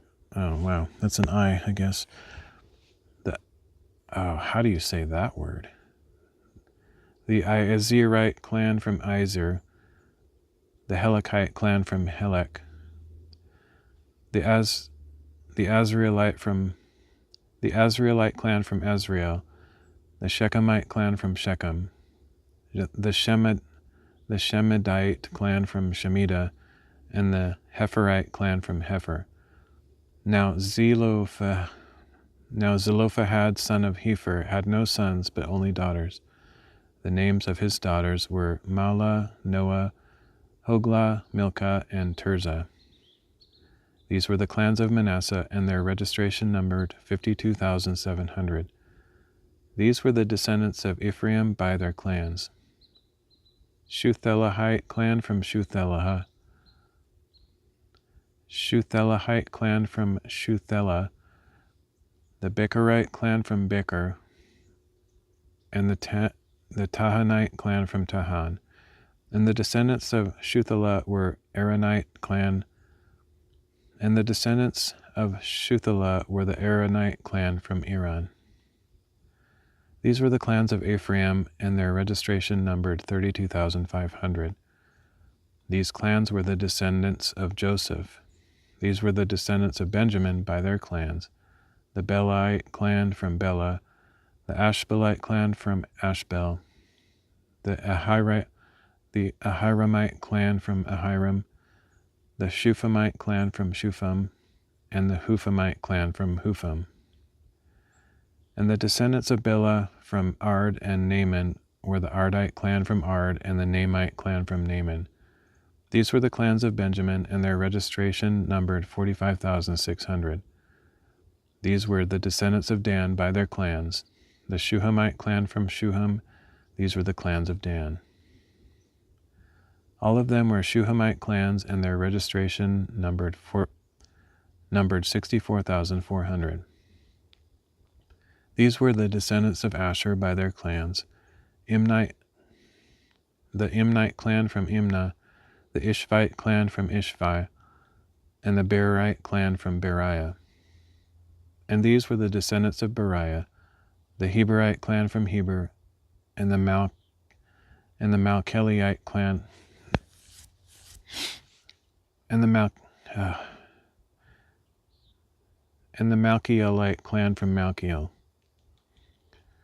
And the name of Asher's daughter was Serah. These were the clans of Asher, and their registration numbered 53,400.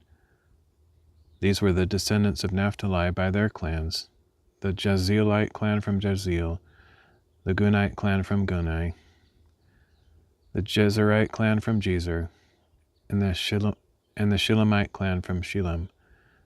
These were the clans of Naphtali, and their registration numbered 45,400. These men of Israel numbered 601,730 in all.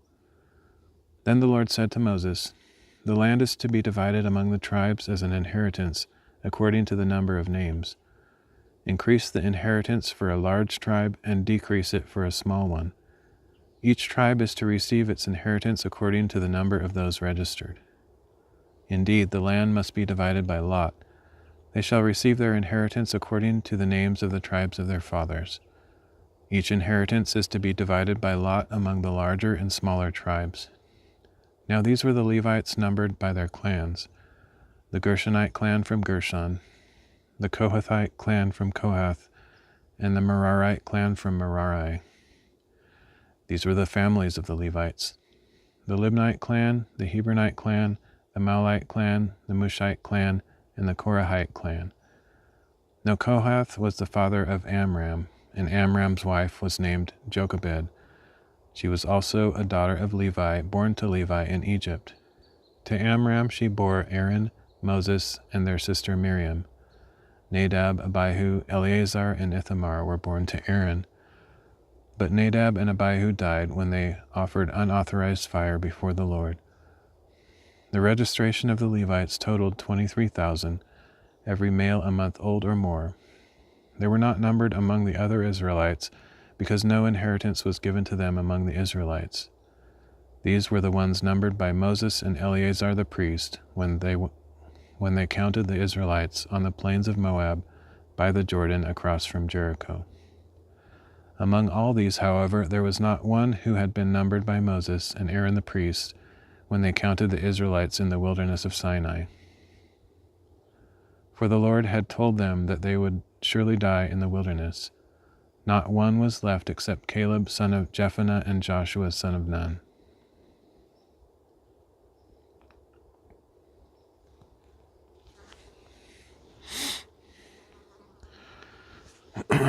Sometimes my brain doesn't comprehend what I'm reading. I thought I read that wrong. Let me see. For the Lord had told them that they would... Let's see. Among all these, however, there was not one who had been numbered by Moses and Aaron the priest when they counted the Israelites.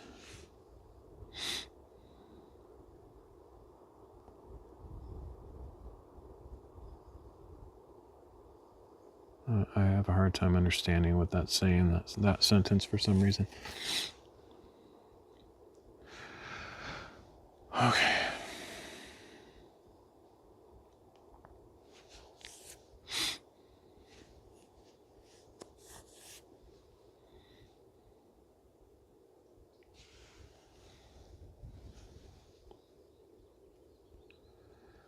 Numbers chapter 27.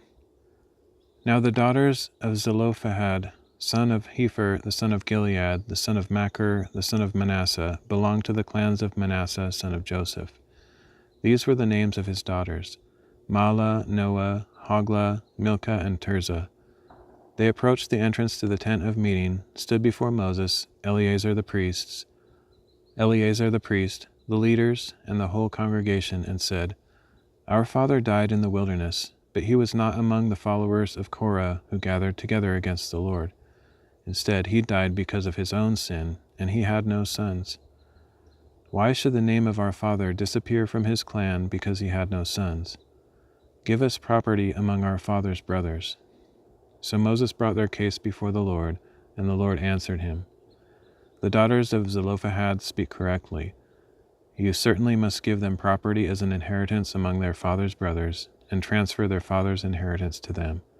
Furthermore, you shall say to the Israelites, If a man dies and leaves no son, you are to transfer his inheritance to his daughter.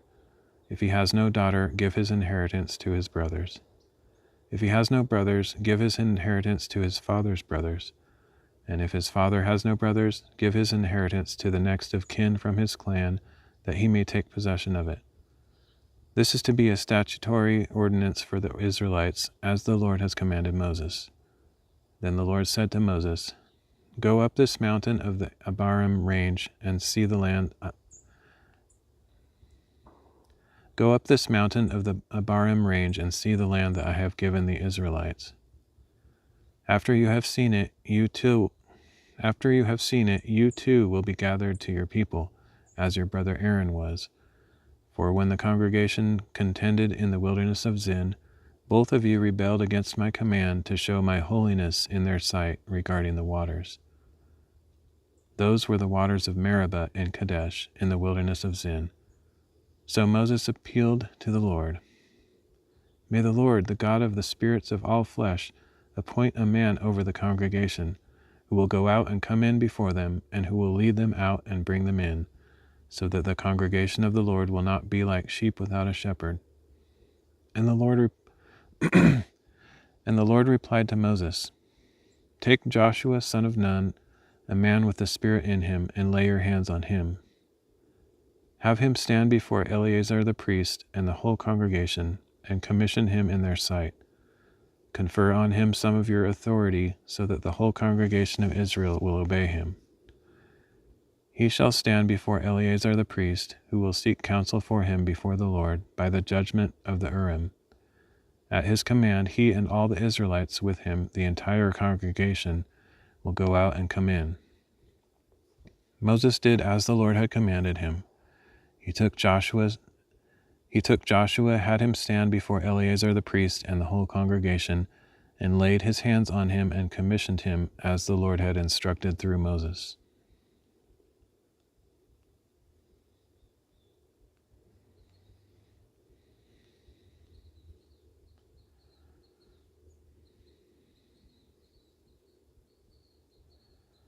Matthew chapter 22.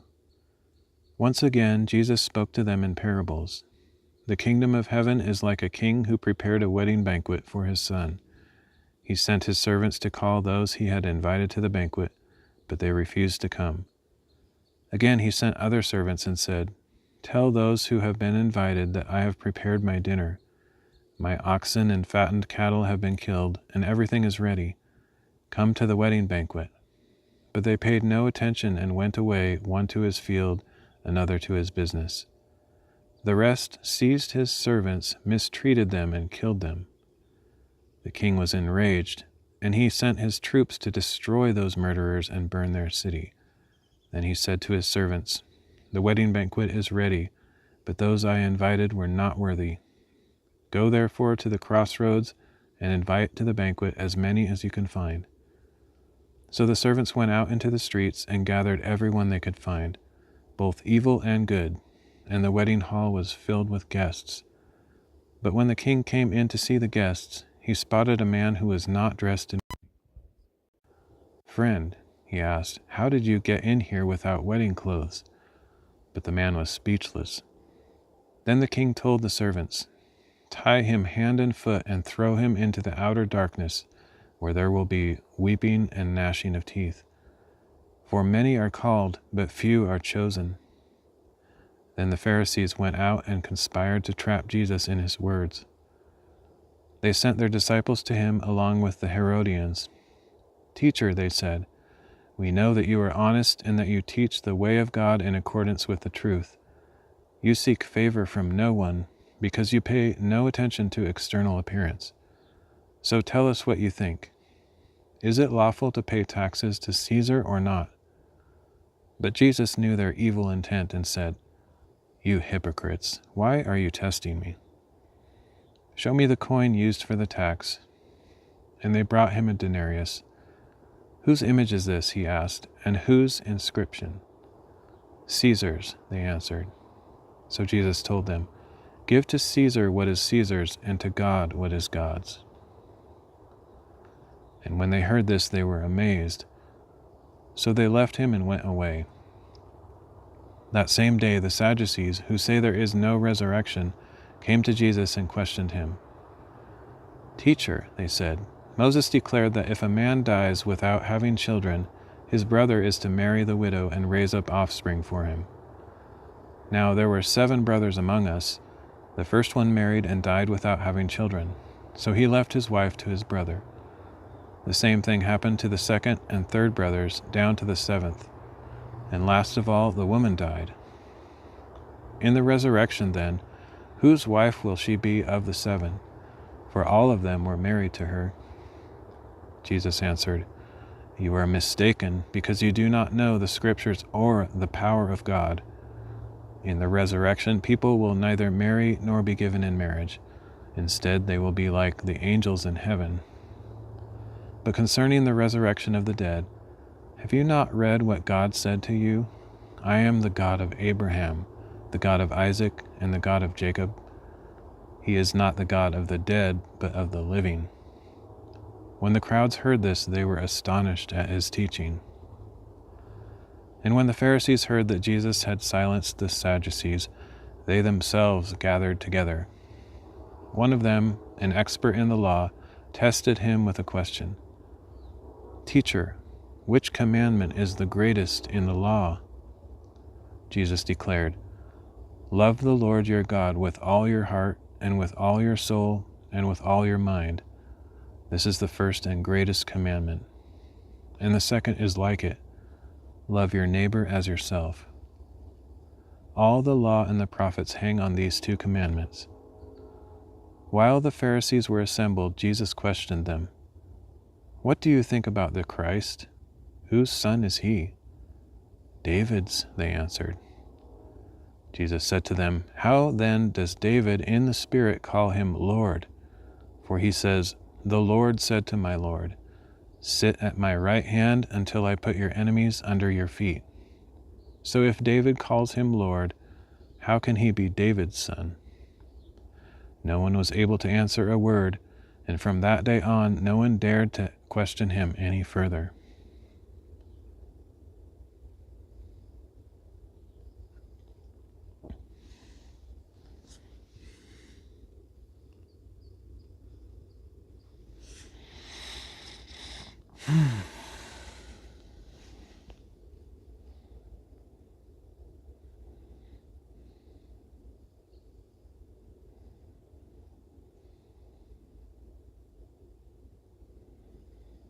Mark chapter 12. Then Jesus began to speak to them in parables. A man planted a vineyard.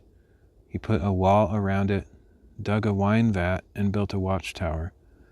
Then he rented it out to some tenants and went away on a journey.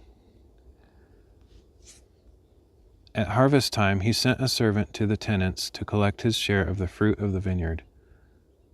But they seized the servant, beat him, and sent him away empty-handed. Then he sent them another servant, and they struck him over the head and treated him shamefully. He sent still another, and this one they killed. He sent many others. Some they beat, and others they killed. Finally, having one beloved son, he sent him to them. "They will respect my son," he said. But the tenants said to one another, "This is the heir. Come, let us kill him, and the inheritance will be ours."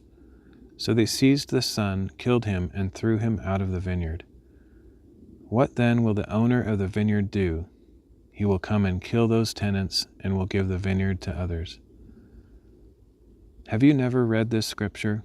The stone the builders rejected has become the cornerstone. This is from the Lord, and it is marvelous in our eyes. At this, the leaders sought to arrest Jesus, for they knew that he had spoken this parable against them. But fearing the crowd, they left him and went away.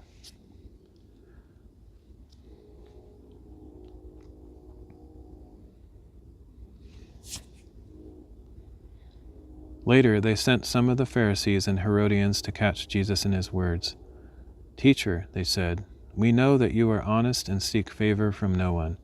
Indeed, you are impartial and teach the way of God in accordance with the truth. Is it lawful to pay taxes to Caesar or not? Should we pay them or not?" But Jesus saw through their hypocrisy and said, "Why are you testing me? Bring me a denarius to inspect." So they brought it, and he asked them, "Whose image is this, and whose inscription?" "Caesar's," they answered. Then Jesus told them, "Give to Caesar what is Caesar's, and to God what is God's." And they marveled at him. Then the Sadducees, who say there is no resurrection, came to Jesus and questioned him. "Teacher, Moses wrote for us that if a man's brother dies and leaves a wife, but no children, the man is to marry his brother's widow and raise up offspring for him. Now there were 7 brothers. The first one married and died, leaving no children. Then the second one married the widow, but he also died and left no children. And the third did likewise. In this way, none of the 7 left any children. And last of all, the woman died. In the resurrection, then, whose wife will she be? For all 7 were married to her." Jesus said to them, "Aren't you mistaken, because you do not know the Scriptures or the power of God? When the dead rise, they will neither marry nor be given in marriage. Instead, they will be like the angels in heaven. But concerning the dead rising, have you not read about the burning bush in the book of Moses, how God told him, 'I am the God of Abraham, the God of Isaac, and the God of Jacob'? He is not the God of the dead, but of the living. You are badly mistaken." Now one of the scribes had come up and heard their debate. Noticing how well Jesus had answered them, he asked him, "Which commandment is the most important of all?" Jesus replied, "This is the most important. Hear, O Israel, the Lord our God, the Lord is one. Love the Lord your God with all your heart, and with all your soul, and with all your mind, and with all your strength. The second is this: love your neighbor as yourself. No other commandment is greater than these." "Right, teacher," the scribe replied. You have stated correctly that God is one, and there is no other but him, and to love him with all your heart, and with all your understanding, and with all your strength, and to love your neighbor as yourself, which is more important than all burnt offerings and sacrifices." When Jesus saw that the man had answered wisely, he said, "You are not far from the kingdom of God." And no one dared to question him any further. While Jesus was teaching in the temple courts, he asked, "How can the scribes say that the Christ is the son of David?" Speaking by the Holy Spirit, David himself declared, "The Lord said to my Lord, 'Sit at my right hand until I put your enemies under your feet.'" David himself calls him Lord, so how can he be David's son? And the large crowd listened to him with delight. In his teaching, Jesus also said, "Watch out for the scribes. They like to walk around in long robes, to receive greetings in the marketplaces, and to have the chief seats in the synagogues and the places of honor at banquets.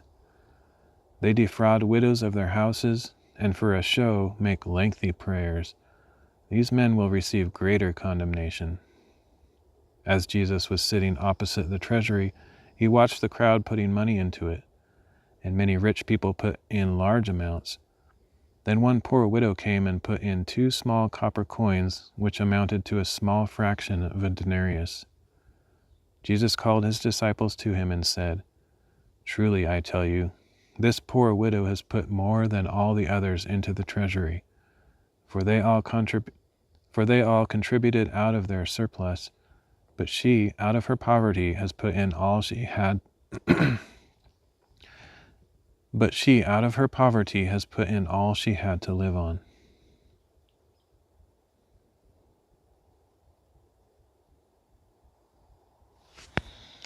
All right, we got some sunset-ish type scenery going on. I want to see if I can find a good spot to look at. I guess pretty much right here is pretty good. Oh, that sucks. The camera got destroyed. Oh well. I don't know what happened there. How long it's been like that. I wasn't watching it. I wonder if that's from the wind or something. Oh, maybe it's the battery went out. Yeah, interesting. Oh well. That's weird. I've never seen the battery go out. Like ever. Well, that sucks. I might have to redo these another time, but unless it looks good enough to wherever I was pointing. That sucks. So that means I can never trust this gimbal again, because when something like that happens, I'll just be paranoid that it's going to happen all the time.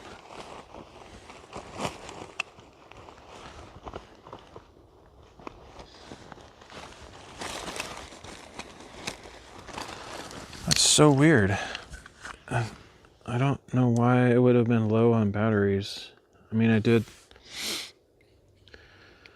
do that. I guess it's probably because I did the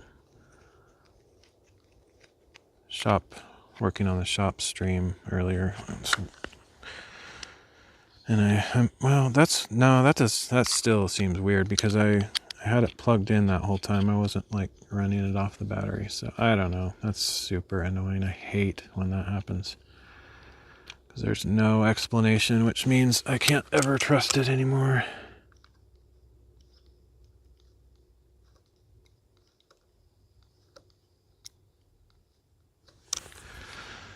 Which also means that since the battery on that was out, my camera hasn't been, or my phone hasn't been charging this whole time either, or at least for a while.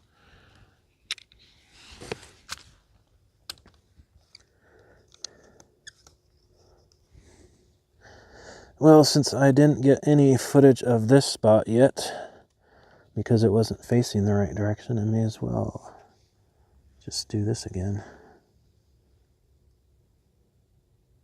Probably have to redo all these. That's what I hate, because I have to I don't mind reading the stuff again. That's not it. It's just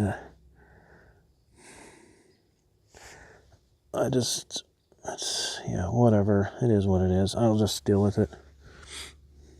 I want to do one more reading though, because I want to try to get a sunset stream. That would be cool. I need to get this plugged in though.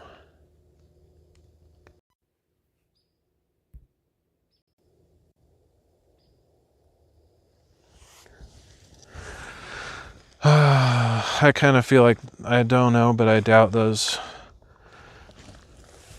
last reading at least will be satisfactory. I'll probably redo it.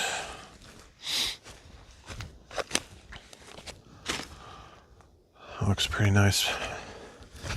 Actually, I think I might see if I can zoom in or something.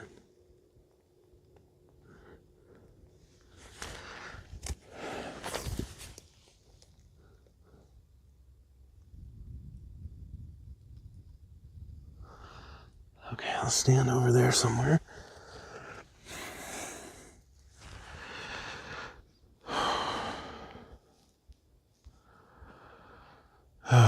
I hate technical difficulties. They're so annoying.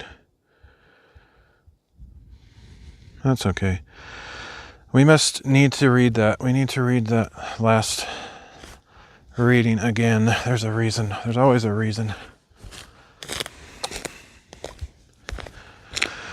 But for now, I'm going to do the next one.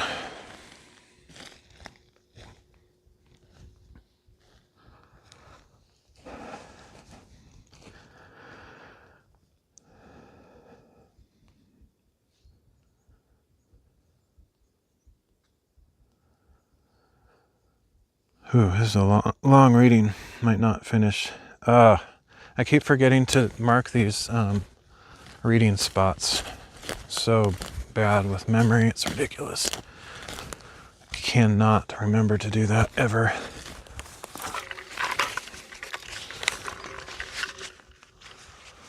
I need to find the other place too, or I'm going to be annoyed at myself, so I'm going to go do that real quick.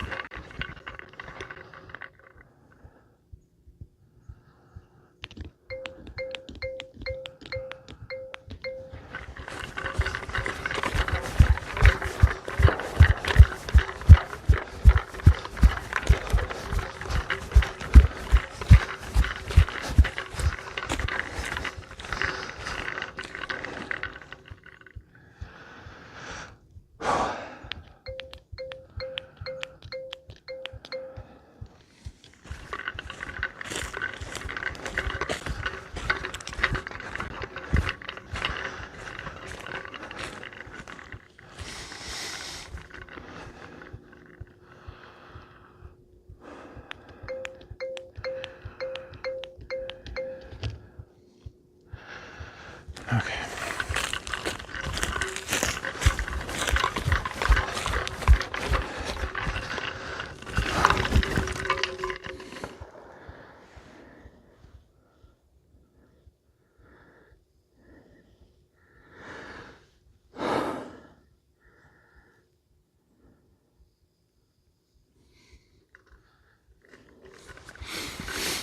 Okay, you might not really be able to see me in this shot, but who cares?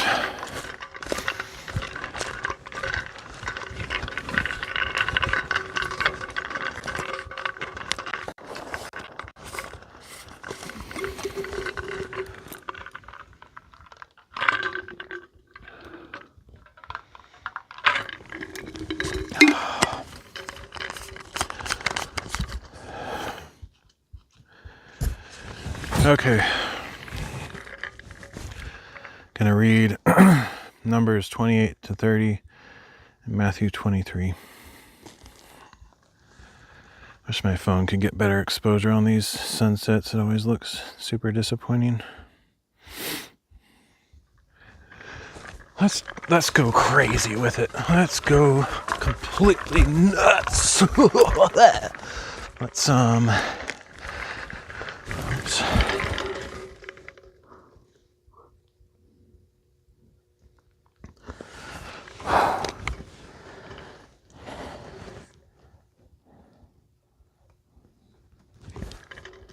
Okay. Obviously, I won't be able to be in this one.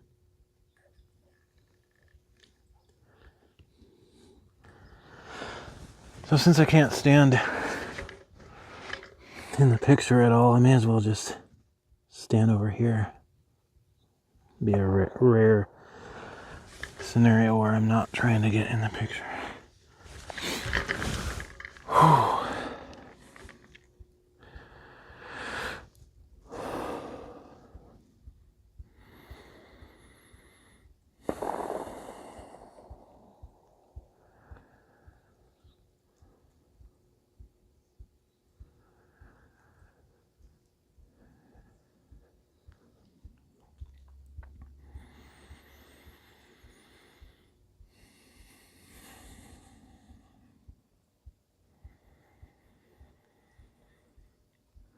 Numbers chapter 28.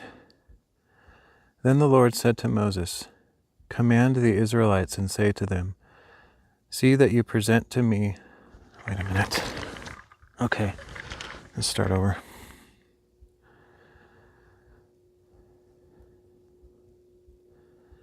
Then the Lord said,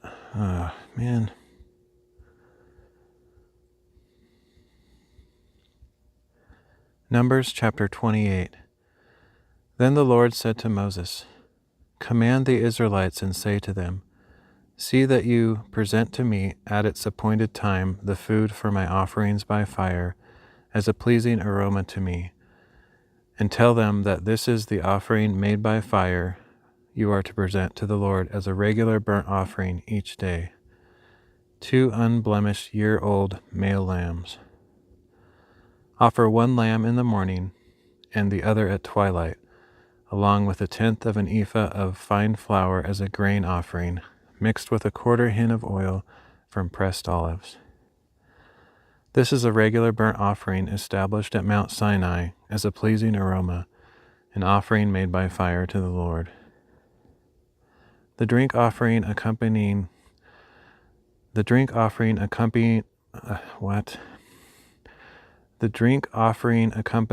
each lamb shall be 1/4 hin. Pour out the offering of fermented drink to the Lord in the sanctuary area, and offer the 2nd lamb at twilight, with the same grain offering and drink offering as in the morning. It is an offering made by fire, a pleasing aroma to the Lord.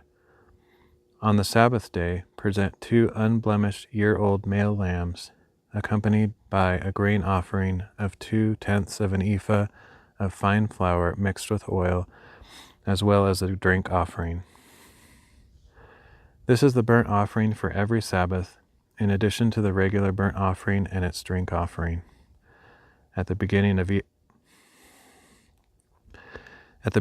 every month, you are to present to the Lord a burnt offering of 2 young bulls, 1 ram, and 7 male lambs a year old, all unblemished, along with 3/10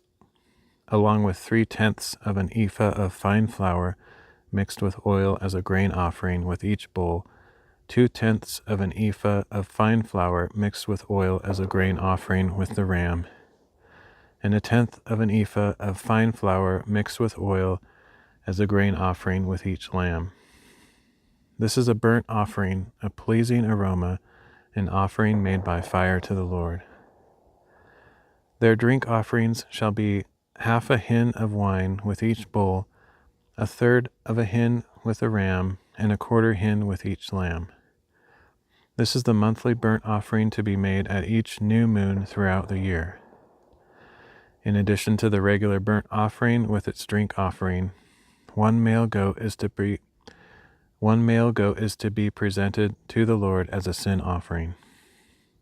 The 14th day of the 1st month is the Lord's Passover. On the 15th day of this month there shall be a feast. For 7 days unleavened bread is to be eaten. On the 1st day there is to be a sacred assembly. You must not do any regular work. Present to the Lord an offering made by fire, a burnt offering of 2 young bulls, 1 ram, and 7 male lambs a year old, all unblemished. The grain offering shall consist of fine flour mixed with oil. Offer 3/10 of an ephah with each bull, 2/10 of an ephah with the ram, and 1/10 of an ephah with each of the 7 lambs. Include 1 male goat as a sin offering to make atonement for you. You are to present these in addition to the regular morning burnt offering. Offer the same food each day for 7 days as an offering made by fire, a pleasing aroma to the Lord. It is to be offered with its drink offering and the regular burnt offering. On the 7th day you shall hold a sacred assembly. You must not do any regular work. On the day of first fruits, when you present an offering of new grain to the Lord during the Feast of Weeks, you are to hold a sacred assembly. You must not do any regular work. Present a burnt offering of 2 young bulls, 1 ram, and 7 male lambs a year old as a pleasing aroma to the Lord, together with their grain offerings of fine flour mixed with oil, 3/10 of an ephah with each bull, 2/10 of an ephah with the ram, and a tenth of an ephah with each of the 7 lambs. Include 1 male goat to make atonement for you. Offer them with their drink offerings in addition to the regular burnt offering and its grain offering. The animals must be unblemished.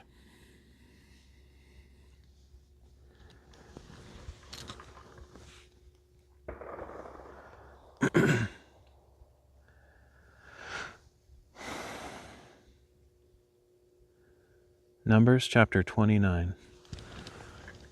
On the first day of the 7th month, you are to hold a sacred assembly, and you must not do any regular work. This will be a day for you to sound the trumpets. As a pleasing aroma to the Lord, you are to present a burnt offering of 1 young bull, 1 ram, and 7 male lambs a year old, all unblemished, together with their grain offerings of fine flour mixed with oil, 3/10 of an ephah with the bull, 2/10 of an ephah with the ram, and a tenth of an ephah with each of the 7 male lambs. Include 1 male goat as a sin offering to make atonement for you. These are in addition to the monthly and daily burnt offerings with their prescribed grain offerings and drink offerings. They are a pleasing aroma, an offering made by fire to the Lord. On the 10th day of this 7th month, you are to hold a sacred assembly, and you shall humble yourselves. You must not do any work. Present as a pleasing aroma to the Lord a burnt offering of 1 young bull, 1 ram, and 7 male lambs a year old, all unblemished, together with their grain offerings of fine flour mixed with oil, 3/10 of an ephah with the bull, 2/10 of an ephah with the ram, and a tenth of an ephah with each of the 7 lambs. Include 1 male goat for a sin offering, in addition to the sin offering of atonement and the regular burnt offering with its grain offering and drink offerings. On the 15th day of the 7th month you are to hold a sacred assembly. You must not do any regular work, and you shall observe a feast to the Lord for 7 days. As a pleasing aroma to the Lord, you are to present an offering made by fire, a burnt offering of 13 young bulls, 2 rams, and 14 male lambs a year old, all unblemished, along with the grain offering of 3/10 of an ephah of fine flour mixed with oil, with each of the 13 bulls, 2/10 of an ephah with each of the 2 rams, and a tenth of an ephah with each of the 14 lambs. Include 1 male goat as a sin offering, in addition to the regular burnt offering with its grain offering and drink offering. On the 2nd day you are to present 12 young bulls, 2 rams, and 14 male lambs a year old, all unblemished, along with the grain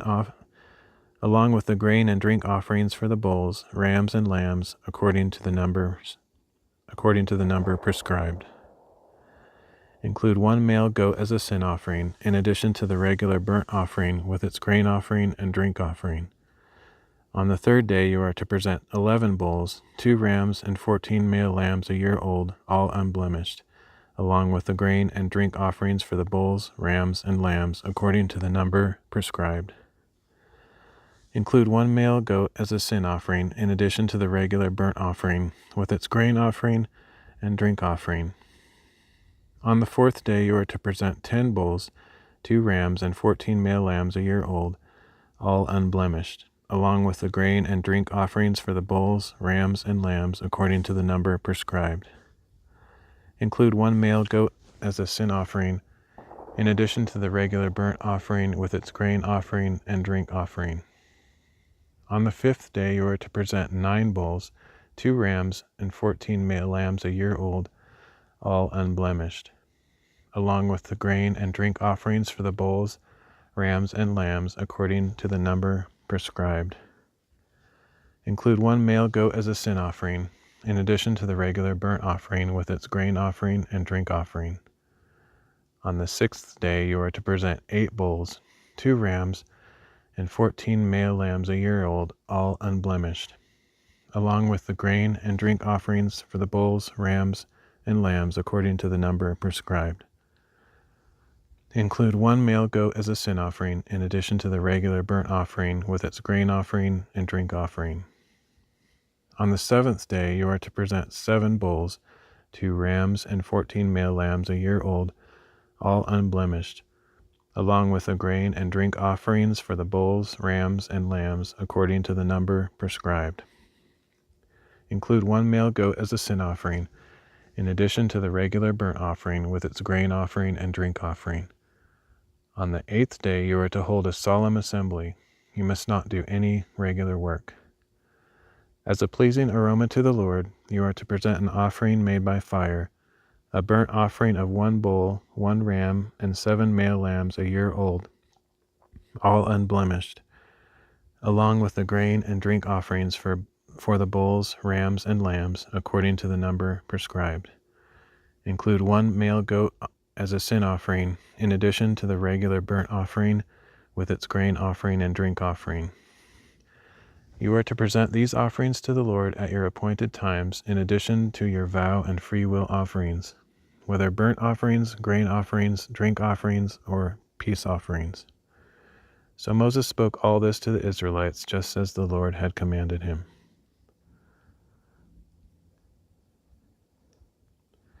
Getting pretty colorful over there.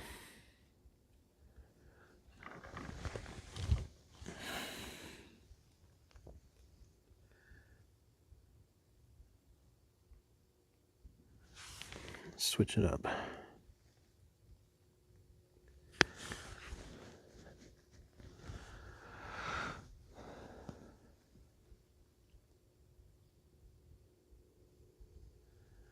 Numbers chapter 30. Then Moses said to the heads of the tribes of Israel, "This is what the Lord has commanded. If a man makes a vow to the Lord or swears an oath to obligate himself by a pledge, he must not break his word. He must do everything he has promised. And if a woman in her father's house during her youth makes a vow to the Lord or obligates herself by a pledge, and her father hears about her vow or pledge but says nothing to her, then all the vows or pledges by which she has bound herself shall stand. But if her father prohibits her on the day he hears about it, then none of the vows or pledges by which she has bound herself shall stand. The Lord will absolve her because her father has prohibited her. If a woman marries while under a vow or rash promise by which she has bound herself, and her husband hears of it but says nothing to her on that day, then the vows or pledges by which she has bound herself shall stand. But if her husband prohibits her when he hears of it, he nullifies the vow that binds her or the rash promise she has made, and the Lord will absolve her. Every vow a widow or divorced woman pledges to fulfill is binding on her. If a woman in her husband's house has made a vow or put herself under an obligation with an oath, and her husband hears of it but says nothing to her and does not prohibit her, then all the vows or pledges by which she has bound herself shall stand. But if her husband nullifies them on the day he hears of them, then nothing that came from her lips, whether her vows or pledges, shall stand. Her husband has nullified them, and the Lord will absolve her. Her husband may confirm or nullify any vow or any sworn pledge to deny herself. But if her husband says nothing to her from day to day, then he confirms all the vows and pledges that bind her. He has confirmed them because he said nothing to her on the day he heard about them. But if he nullifies them after he hears of them, then he will bear her iniquity. These are the statutes that the Lord commanded Moses concerning the relationships between a man and his wife, and between a father and a young daughter still in his home.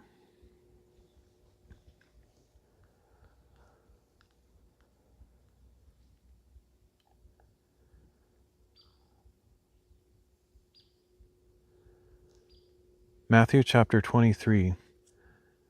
Then Jesus spoke to the crowds and to his disciples. The scribes and Pharisees sit in Moses' seat, so practice and observe everything they tell you, but do not do what they do, for they do not practice what they preach. They tie up heavy burdensome loads and lay them on men's shoulders, but they themselves are not willing to lift a finger to move them. All their deeds are done for men to see. They broaden their phylacteries and lengthen their tassels. They love the places of honor at banquets, the chief seats in the synagogues, the greetings in the marketplaces, and the title of Rabbi by which they are addressed. But you are not to be called Rabbi, for you have one teacher, and you are all brothers. And do not call anyone on earth your father, for you have one Father who is in heaven. Nor are you to be called instructors, for you have one instructor, the Christ. The greatest among you shall be your servant. For whoever exalts himself will be humbled. For whoever exalts himself will be humbled, and whoever humbles himself will be exalted. Woe to you, scribes and Pharisees, you hypocrites! You shut the kingdom of heaven in men's faces. You yourselves do not enter, nor will you let in those who wish to enter. Woe to you, scribes and Pharisees, you hypocrites! You traverse land and sea to win a single convert, and when he becomes one, you make him twice as much a son of hell as you are. Woe to you, blind guides! You say, if anyone swears by the temple, it means nothing, but if anyone swears by the gold of the temple, he is bound by his oath. You blind fools! Which is greater, the gold or the temple that makes it sacred? And you say, if anyone swears by the altar, it means nothing, but if anyone swears by the gift on it, he is bound by his oath. You blind men! Which is greater, the gift or the altar that makes it sacred? So then, he who swears by the altar swears by it and by everything on it. And he who swears by the temple swears by it and by the one who dwells in it. And he who swears by heaven swears by God's throne and by the one who sits on it. Woe to you, scribes and Pharisees, you hypocrites! You pay tithes of mint, dill, and cumin, but you have disregarded the weightier matters of the law, justice, mercy, and faithfulness. You should have practiced the latter without neglecting the former. You blind guides! You strain out a gnat but swallow a camel.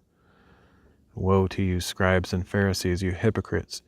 You clean the outside of the cup and dish, but inside they are full of greed and self-indulgence.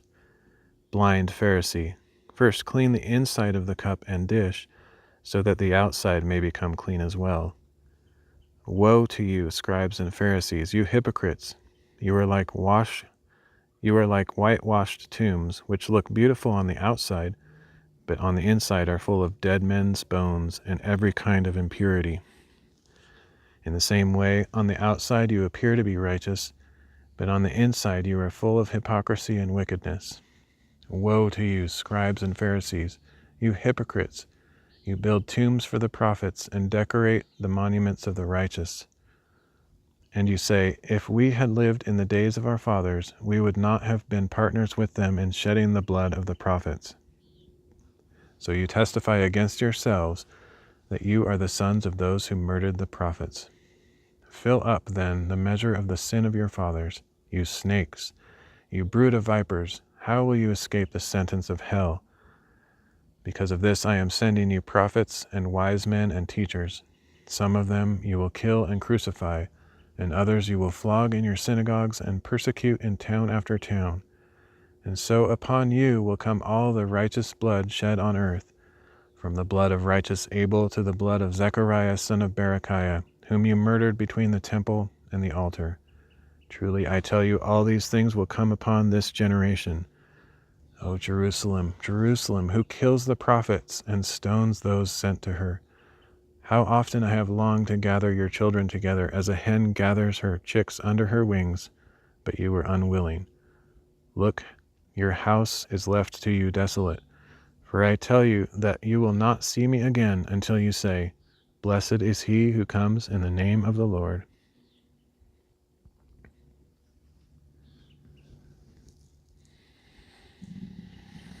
Right. Yet another alignment there with the oaths. The oaths that the Pharisees made foolishly that don't know what they're doing. And then the young daughters in the house of their father and the husbands. I like it. I like it when all the stuff comes together. So I don't have my, what do you call it? gimbal, so I can't do like a proper stabilization here. Pretty nice colors though, I guess. So yeah, I have no idea what I'll do with these recordings today. This last one should be okay, but like some of those others, at least one of them where the the gimbal died. I don't know what to do about that.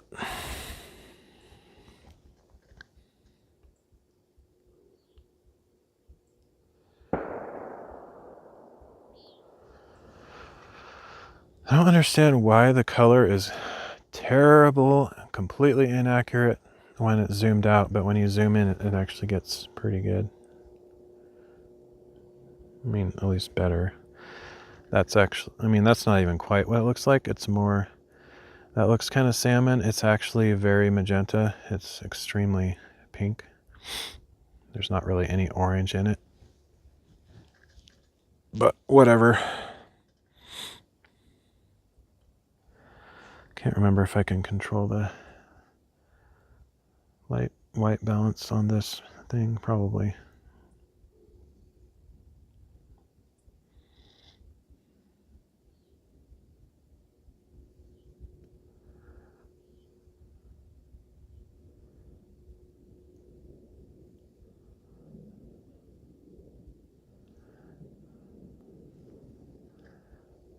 That's pretty close. That's about the colors, the real colors. It's very magenta pink.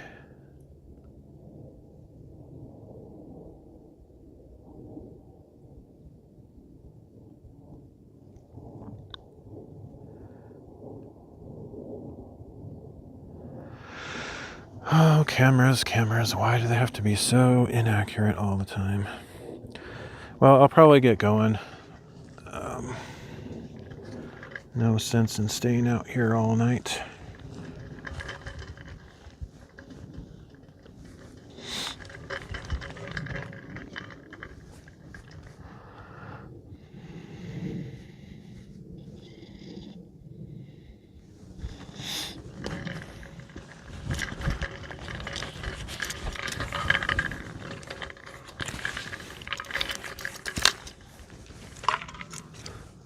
I don't know if I can never tell what it's going to do.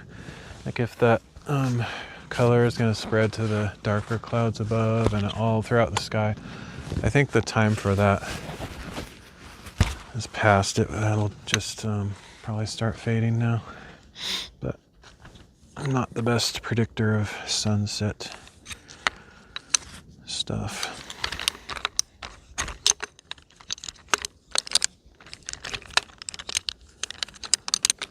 I've seen some pretty awesome sunsets already this year. This one's cool and everything, but it's not the best one I've seen.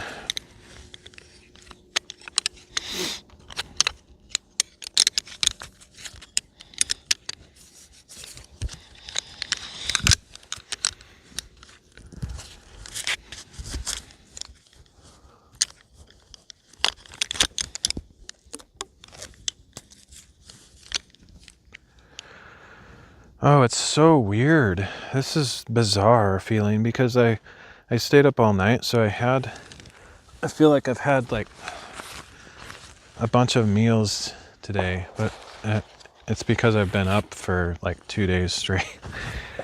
So I didn't necessarily eat more per day than I have. It's just I was just awake continuously. It's like I'm gonna go home and it's like dinner time, but I feel like I just had a dinner but it was yesterday. So weird.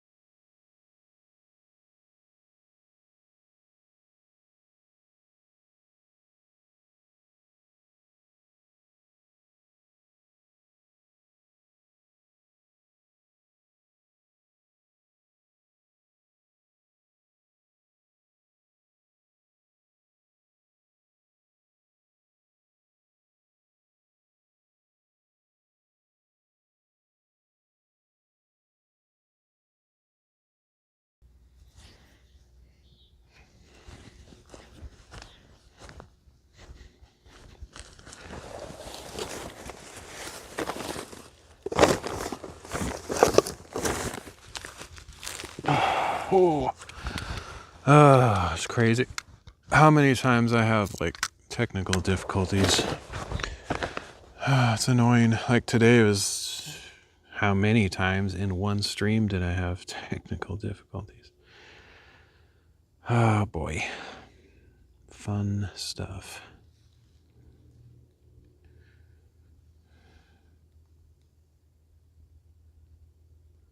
Okay, so we almost finished week 13.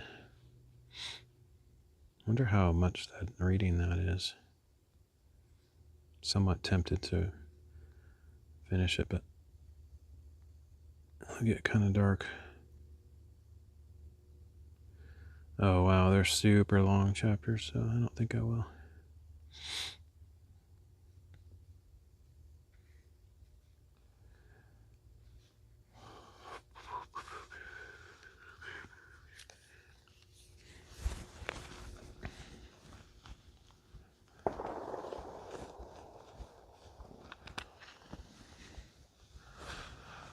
Okay, well, let's see. I kind of want to walk to the... man, did I mark this? I guess let me put a mark here because I was actually standing right here, not over there.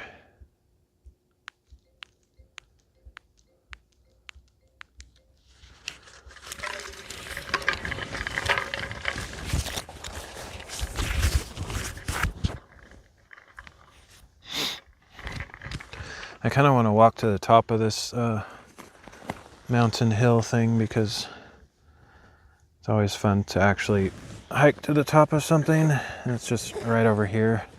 It's not very far away.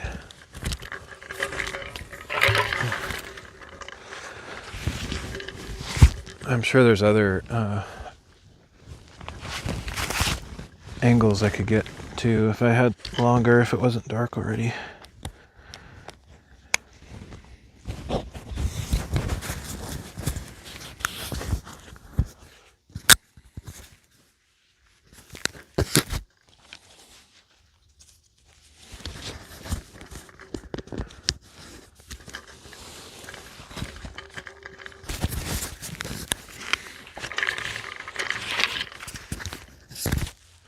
Didn't really think about it till just now, but I would imagine the batteries on this wireless mic don't last as long when you're using it to record and transmit at the same time, but don't actually know.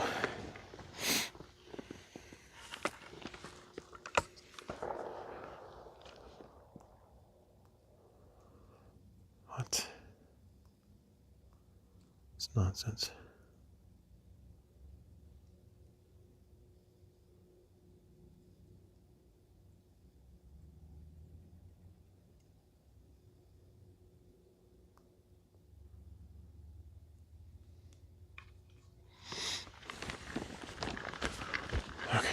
Just gonna walk up here, whoa, and trip over everything, all the things, every single one. Just want to mark that I actually conquered the summit. It's completely not straight for some reason.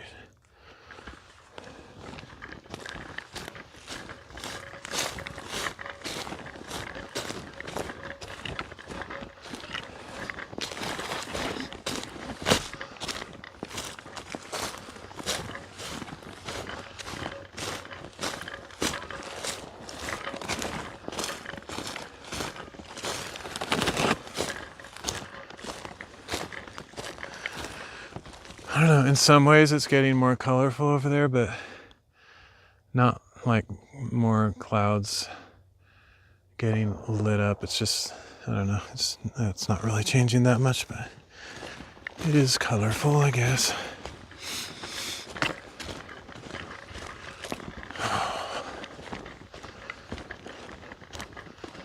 I don't actually understand very well why the gimbal powered down, because unless I didn't push the cord in all the way. I had it plugged in to my battery bank, so theoretically should have been charging that whole time. But maybe it doesn't really gain charge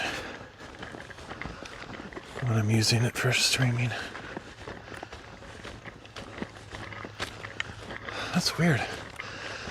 I thought for sure there was a road that came up here, but there might be, and I just completely bypassed it. Or it's been reclaimed by nature.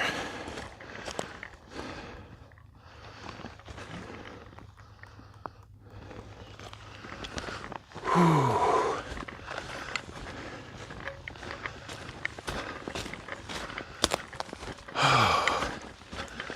Okay, here's something like a road. I guess it just comes a completely different direction than I thought.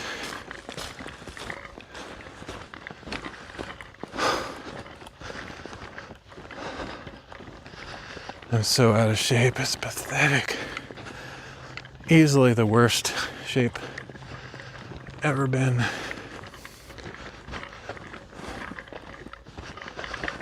Okay, this is pretty much summit, so I can mark it as complete.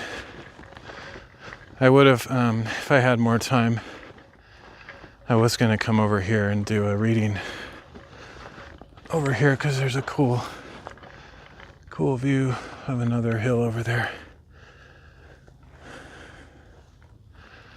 I think it is actually getting more colorful. It might. I don't think it's gonna go bonkers and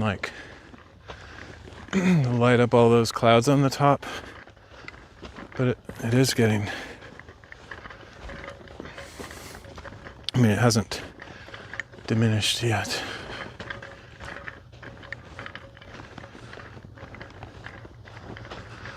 It's very pink over here. Of course, it doesn't really show on stream, but to take my word for it.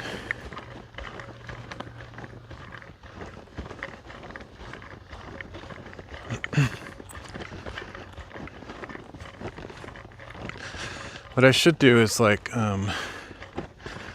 go on some kind of walk every day, even if it's just a little bit down the street, just to stay in shape, because I'm so out of breath. And if I do anything that resembles running or jogging or something, I'm dead for a super long time.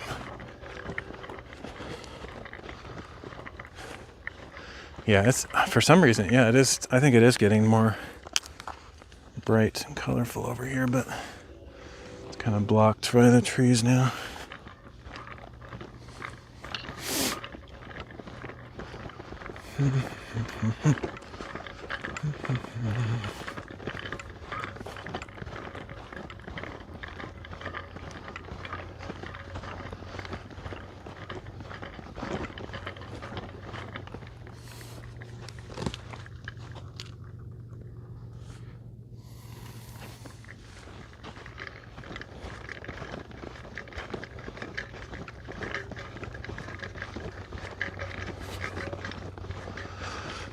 Hopefully I can sleep tonight, otherwise I will be very messed up.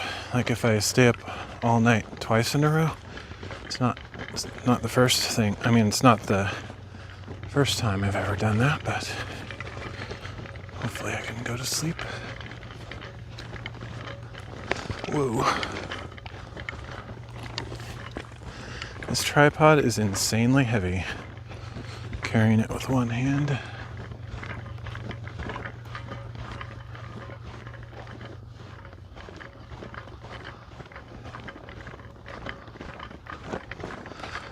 Might kind of get a view over here somewhere, not really.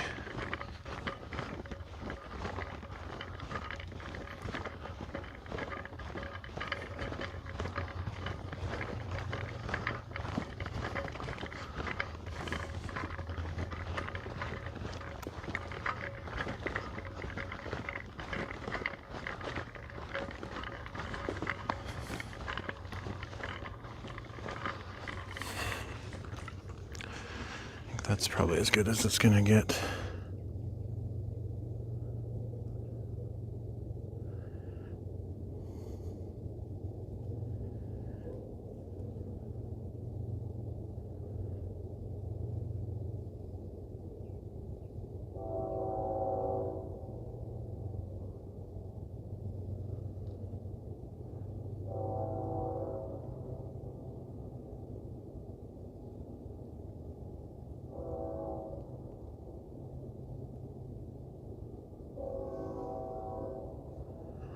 Okay, I think I will head out of here.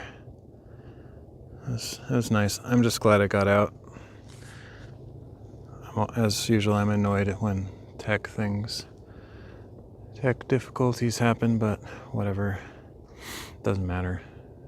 It just means I might read some stuff twice.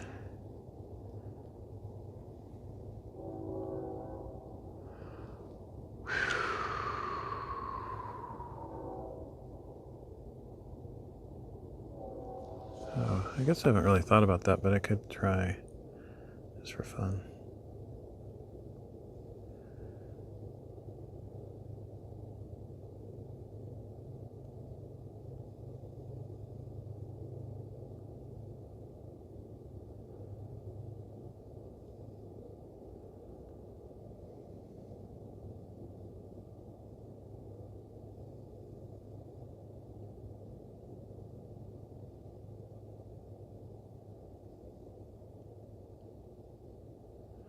Yeah, it doesn't really work. Kind of lame. All right, I'm going to head out. Thanks for joining me. I will catch y'all next time.